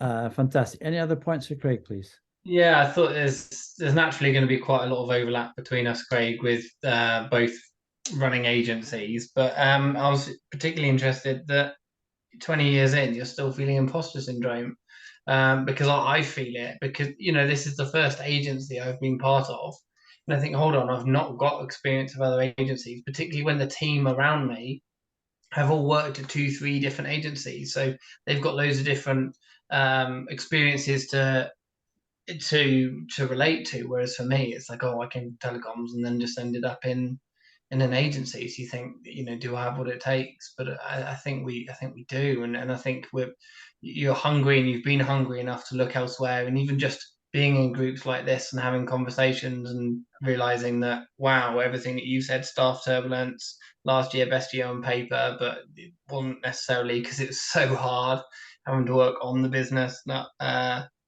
it's sort of in the business, not on the business, and all sorts. You just think, I think that imposter syndrome will hopefully be alleviated a bit through discussing it in this network. I mean, I'm not sure it ever completely goes away. I think that looking back at the career, there's been times where I felt like it's almost like the machine's working better, right? And everything starts to flow. Yeah, they say about getting in the flow when you're doing productivity or something like that. Things just seem to happen better, and you feel like you're super productive and energetic about it. But then you'll hit a wall, and you'll kind of have to sort of figure out how to get through that wall. So I think that's just the way it's been. And I think, there has been times where my confidence has been high and strong, and like I just felt almost invincible. And then, you get a kick in the whats, and before you know it, you're sort of second guessing yourself again. So, and I think you'll probably find that over the years, Rob, that there would be times where things just flow, and it just feels like absolutely awesome. Yeah. And then you talked about HR issues and disputes. We've had people not trying to get out of paying a bill, and then before you know it, it becomes a legal dispute. And even though you know damn well you're in the right, your focus is then on that legal dispute rather than pushing the business forwards. And when you get to the end of it and you realize, actually, all that time and energy I've just spent on that out of the principle of the thing, I would have been better just writing the money off and focusing on growing the business. So these are all things you've got to come. And, if you ever want to pick my brains about some of the shit we've had to deal with, so that you can deal with it, I'm happy to do that, Thank you. We've just got sick of invoice chasing when they leave and all this, and saying, right, actually, we're going to try debt collection for a couple and just experiment with that. But up to now, we've said it's not worth the hassle, write it off and move on to focus on what we do well. Yeah. Rob, first question first, and this is going into solution mode already, but do you invoice up front every month? Yes. Well, then hopefully you become cash positive. It's just, I guess sometimes people get behind with money, don't they? They do, and then you've been working so long and they say, oh, give me a little bit more time, and you do. And so the worst we've had was a company that they were our biggest client for a while, and they ended up owing us 16.5 grand, and they were meant to be paying for the Christmas party, but they never did. We ended up paying for it because we had a joint party between us, which is but that's another story. But yeah, I think just qualifying better and trying to mitigate the risk as much as possible, having clear contracts in place, say, look, if this doesn't happen, you're not going to get the service. So we've definitely learned from our mistakes. I'm sure we have a lot more mistakes and a lot more lessons to come. Having that knock on business as well with that cash. Sorry, Nat. It has a massive knock on business as well with cash flow. Someone doesn't pay someone, and it can be so tight some months that that person doesn't do that, then it has a complete knock on all the way down. Absolutely, yeah. And it's not a case of size as well. The biggest organizations have just the same cash flow as me. I work for myself or my own company. It's only me. No one else on my payroll or anything. Everything's good. Lots of clients, blah, blah, blah. And then someone's not paying you. And you're like, crikey. Now, as you said, Craig, now I'm spending a load of time trying to figure this out. I should be working on my clients. I'm spending too much time invoicing and chasing stuff. You're like, well, how did I get here? 5 minutes ago, I was in the flow, which we'll talk about, I'm sure, later on. What are the circumstances where you're in the flow? Can you actually look at them and think, when I'm in the flow, this happens, 1, 2, 3, 4, 5, there, that's what it is. When I'm not, it's these things.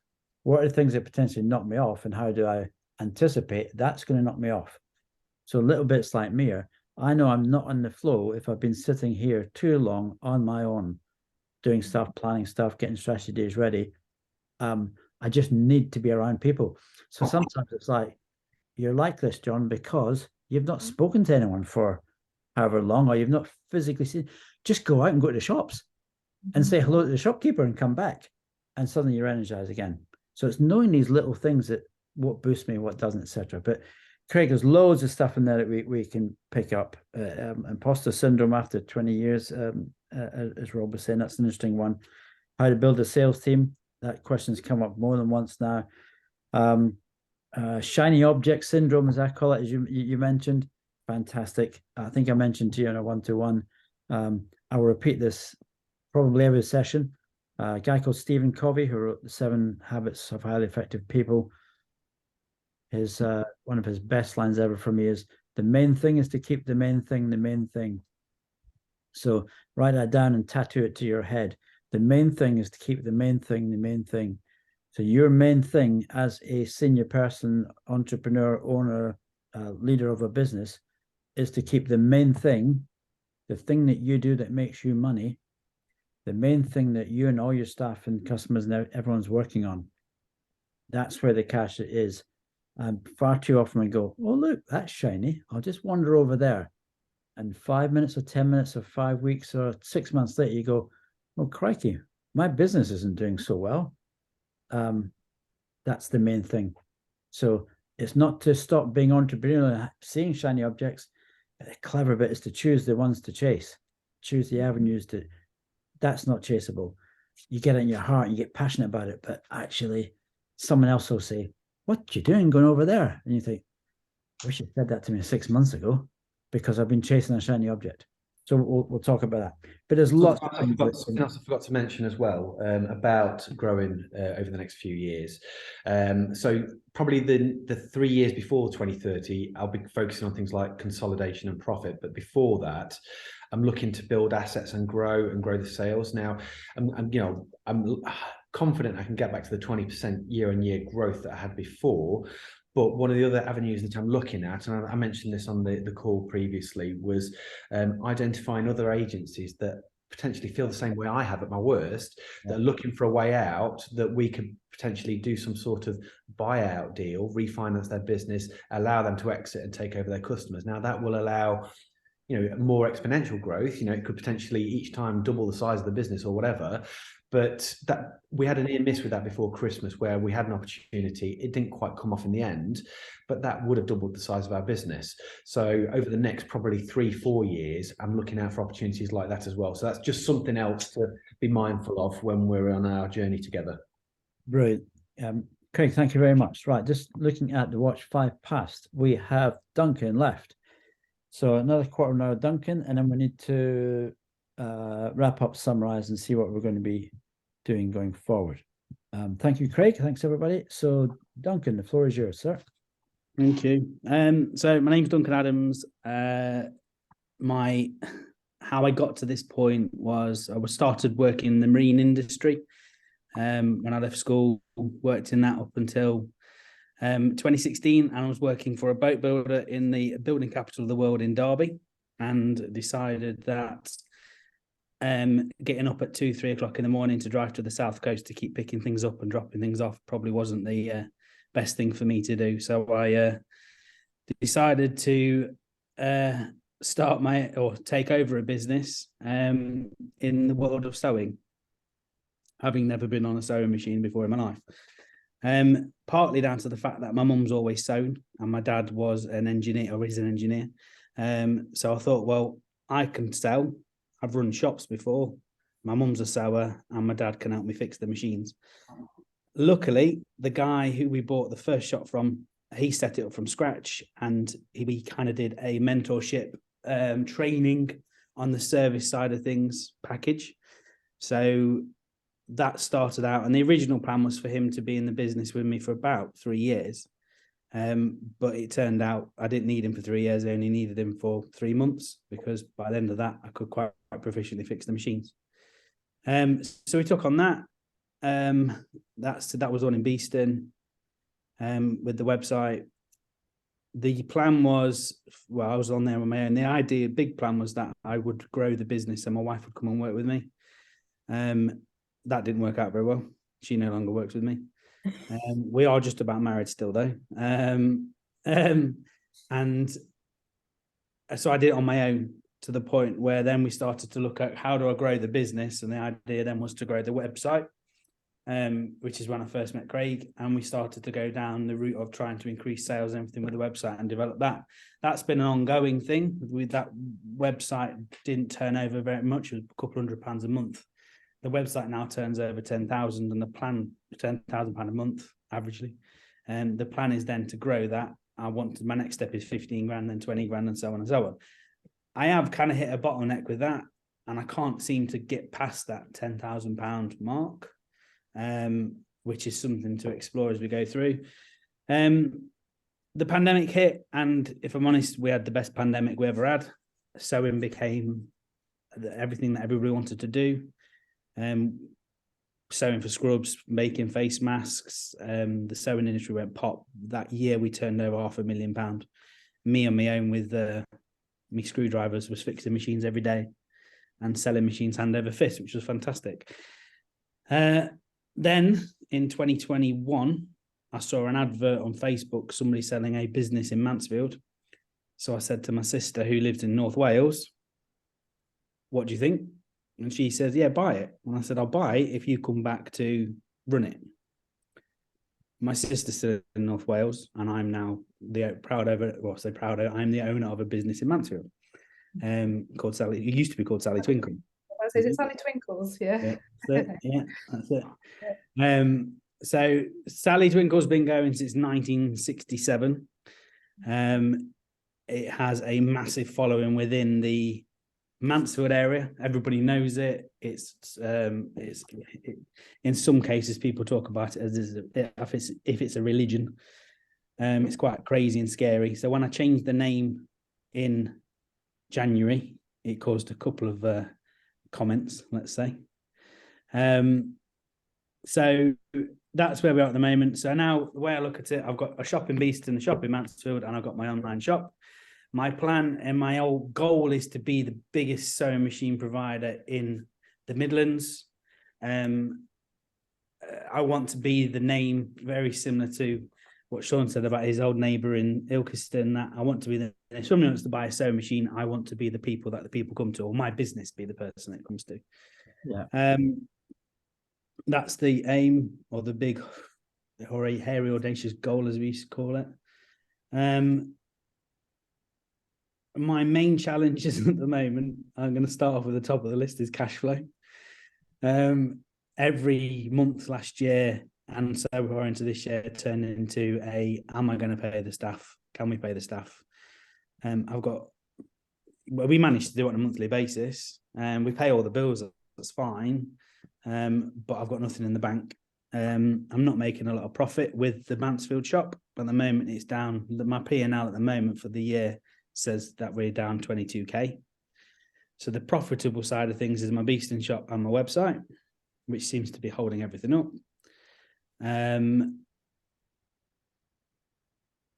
Other than the cash flow and that, making a profit, it's systems. I've never managed staff before. When I first took over Mansfield, I took on 5 staff. I've never had staff before. So it's understanding that, it's the systems behind it. I now have an engineer who works with me, apart from this week he's on holiday. So I am back on the tools this week, which is quite nice. Saying that, even though I only got half a machine finished yesterday. So I've got an engineer working with me, and I'm back on the floor, so to speak. The last 2 days, I'm seeing things that are happening. Like, well, how come nobody knows about this? Why this isn't happening? So it's the systems that go with running staff. It's the systems for the staff to follow, because I've got a manager at Mansfield, and I think she's struggling with things because it's the direct line of chain and everything else. So the day-to-day running of a business, what systems work, what don't. Just everything, really, when it comes to running a business. It's everything. Wow. Yeah, if I'm honest, it's draining to the point of my enthusiasm has dwindled. Yeah. And I mentioned to Sean yesterday, because we're looking at renewing contracts with telecoms, that I've got a get out clause in my contract at Mansfield, and if I can't turn things round by that point, I might just close it all down and go and work in Audi or something, because the whole principle of me setting this business up was to provide a lifestyle for the family. Yeah. And it's not. Yeah. Yeah. That's really, really tough, Duncan. I can see you getting an emotion there. You're building up a business, things going well. It's hard. Working hand to mouth on a cash flow basis. Been there myself. I'm sure others have as well, setting up businesses. It's stressful, very, very, very stressful. But there's some good things in there. You know, a business that turns over 10k a month on a website is a good business. That's nice. Having a couple of units,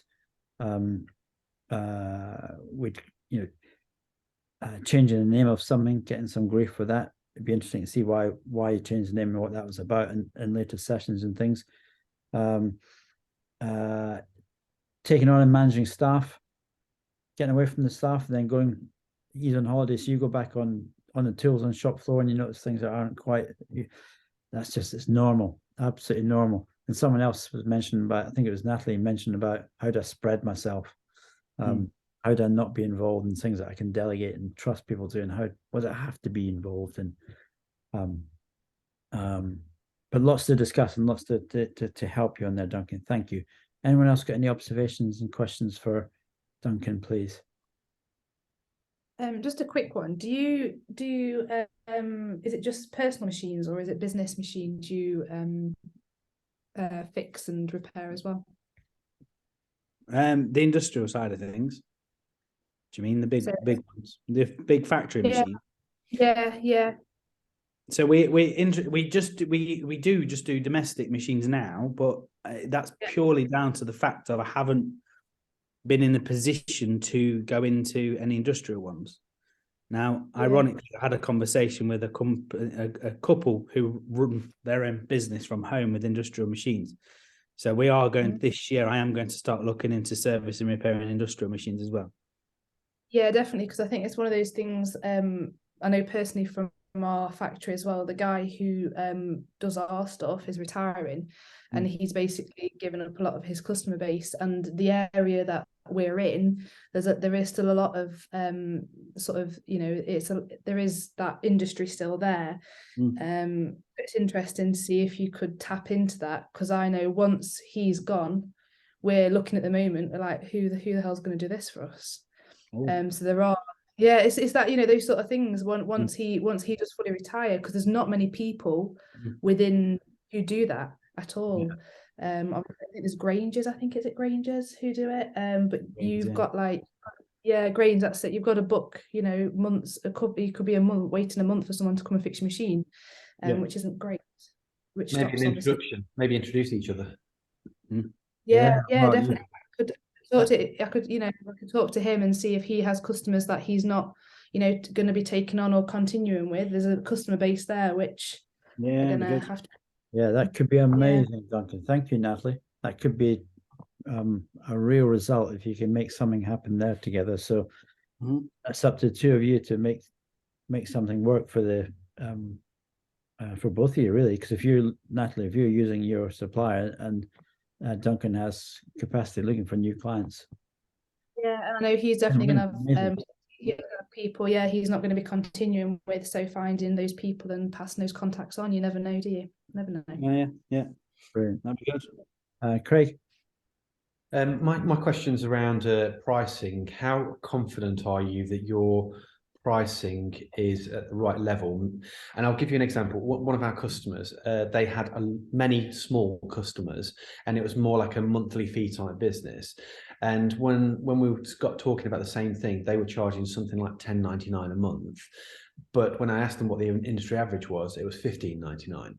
So when we looked at one particular service, there was over 1,000 customers per month. And if they increased their pricing by £3, they still would have been cheaper than average, but then that would have been more than 3,000 extra profit per month. So I'm wondering, and you'll know this better than anybody else, is there any room for maneuver with increasing your pricing and not losing customers? So therefore, actually, that's just pure profit in your pockets and hopefully makes you smile a little bit more. So we have just put our prices up on the services, and I did that in the first time since the price card I was using was dated July 2015. So it's the first time I put the prices up on our services, the services inside the shop. Now the prices online for the sales online, we match them with everybody else. What I'm trying to do with that is bring up my average order value. So I'm trying to do all sorts of upsells, cross sells, and everything else on the website to do that. I've also tried to put my prices up and give away free things, but for some reason, the free things when I try and do that doesn't seem to work. There's other suppliers out there who are higher in the league table, so to speak, of sewing machine sales than me. And they give away free stuff and it works. Whereas for me, I put an offer of free things and nobody takes it up. So I've almost kind of resided to the fact that I've got to be competitive on the price to be able to sell the stuff compared to everybody else. Yeah. So, Well, again, let's Craig was saying into fixed mode, as it were, solution mode. Let's park that. Lots to discuss there, Duncan. Lots to discuss. So when it comes to doing your session, I'm sure you're going to get a lot of good advice. Right, listen, we are now 20 past. We've got 10 minutes to finish off. I need you all to do the feedback form, which I'll put into the chat in a second. I need you to think about literally the 10 second, 15 second from each of what have I heard, how am I feeling, what might I do differently, what am I going to do immediately after I finish this call. What's this call done for you? Is there anything there? And importantly, we need to figure out who wants to go in the spotlight first in our next session in 2 weeks' time. So who goes into the spotlight, puts the challenge on the table, and we spend a good amount of detailed time helping you fix problems and opportunities. So let's start there.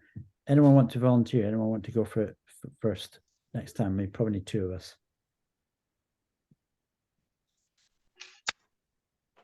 I'll Yeah. shut my name in that. Okay. Brilliant. Thank you very much, Sean. So Sean's going to go for it. Anyone else? Yeah, I don't mind. Who's that? Sure. It was Sean and Duncan who said it. Sean and Duncan. Right. The Sean and Duncan show will start next week. Brilliant. Right. So let me just find the where's that gone? Let me just find the link, and I shall hopefully be able to. Where is it? There we go.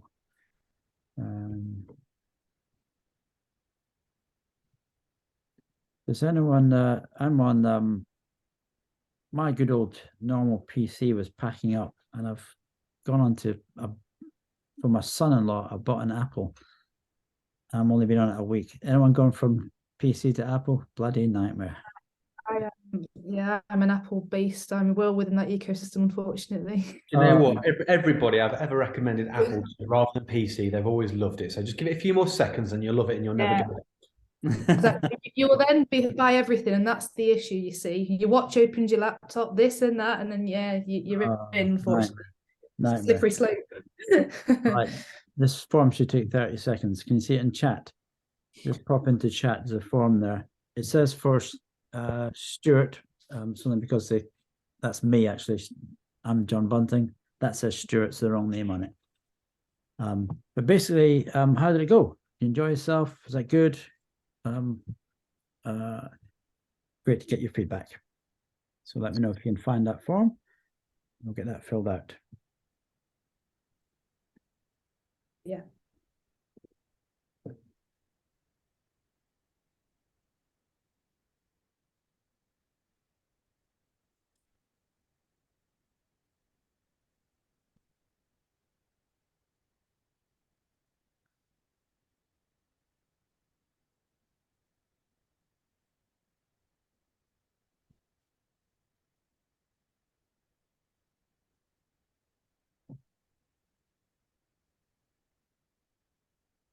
We done?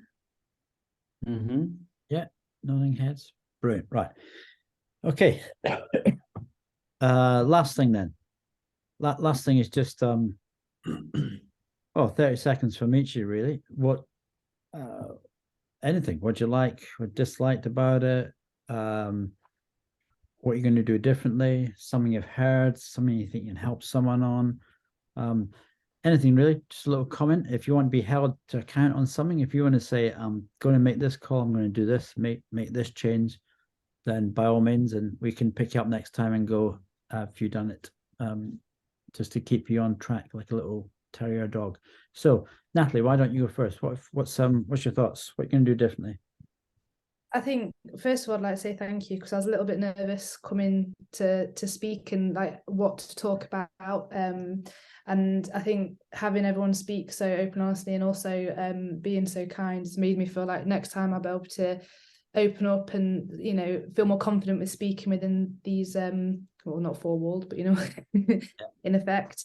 So thank you for that. And I think I've heard a lot of things where I can hear things that are within our business that I can ask advice for as well. And there's plenty there to go at. And I think next time it's asking more questions and also having more like feedback as well on things like, I don't know, asking more specific questions as well, being more specific in an area I think I need to be. But yeah, thank you very much. It's really, really informative. Brilliant. Thank you very much. I'm just going to go around the screen. So next on my screen is Craig, I think. Craig? It's still very early days. Today, I was more in learning mode. I just wanted to find out about everybody's businesses, and it's been really good to hear the different journeys that you've been on, different challenges that you've got. I was particularly interested in some of what Rob said as well. I quite liked the whole hiring exceptional talent and, sort of paying for more expensive people to try and get better results. I think I've been guilty over the years of trying to, I guess I've always had this idea that I like the idea of taking an apple from the tree, nurturing talent, finding hidden gems. But then I think some of the challenges I've had over the years are because I've not necessarily hired the more expensive, proven talent. So that was quite an interesting thing that I heard there. I also have had the book Traction for forever, and I've never read it yet. So kick up the backside to actually read that as well. Change your business. That's good. But thank you very much, everybody, for sharing. It's been really good. Great. Thank you very much, Craig. Rob, why don't you go next then? I think it's the similarity in issues across multiple different industries and types of business, and also, having that overlap with Craig in quite a lot of those things. I think we're going to probably be able to work through a lot of problems that maybe we just share as agencies, whilst also, hopefully, we know a lot of our problems for the business, but there's still a lot that we don't know, and I'm hoping that it will flesh that out and we'll uncover new ideas as to how we can help us grow through hearing some of the difficulties and challenges that each of you face, so that we can at least know what to target going forward. So it'd be good for my development, and just always good to network. Brilliant. Thank you, Rob. Mary? I think just to echo what Natalie said, really, it's just great to meet all of you. It's great to hear from Jackie earlier as well. And I think all of us should just remember that we're just real people. And, yes, we're business owners, but we're real people. And, you can feel up here, and then other times you can feel down there. But, each and every one of you should be really proud of what you've done and achieved. Craig, you kind of beat yourself up a little bit there, but you're fantastic at what you do. Rob, to realise and start a business journey a few years later on in the day than me and Craig. Natalie, what you've been doing is great. Duncan, what you've done, and Sean, you're all at different stages of the journey. But you all deserve a pat on the back for what you've done. And just as a takeaway, it's not to beat yourself up, not for me, not to beat myself up. Talking to you guys, we're all in business, we're all human beings, and we all have problems. So hopefully this team and cohort, we can help each other with our problems going forward and come up with some really good solutions. Brilliant. Thank you, Mary. Not to beat ourselves up. Who got Sean? Please. Sean?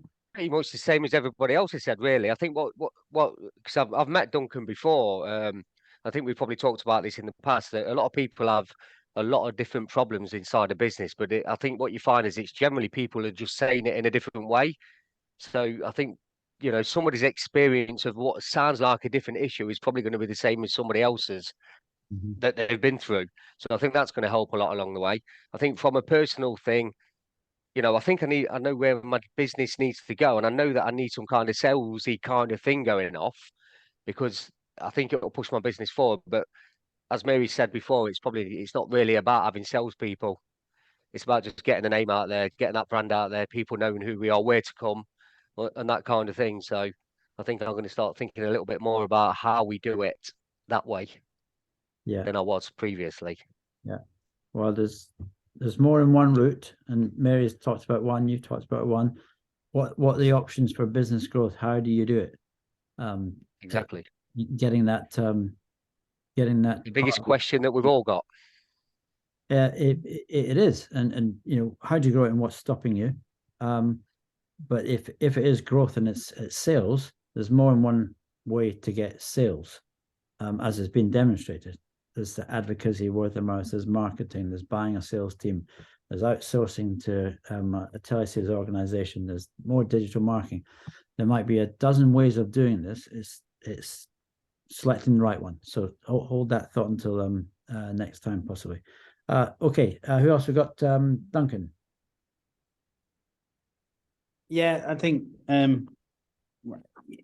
yeah, everybody else has said is they're into it. We're all, and what Sean said just summed it up. We're all going through the same at just different stages and everything else, just different words.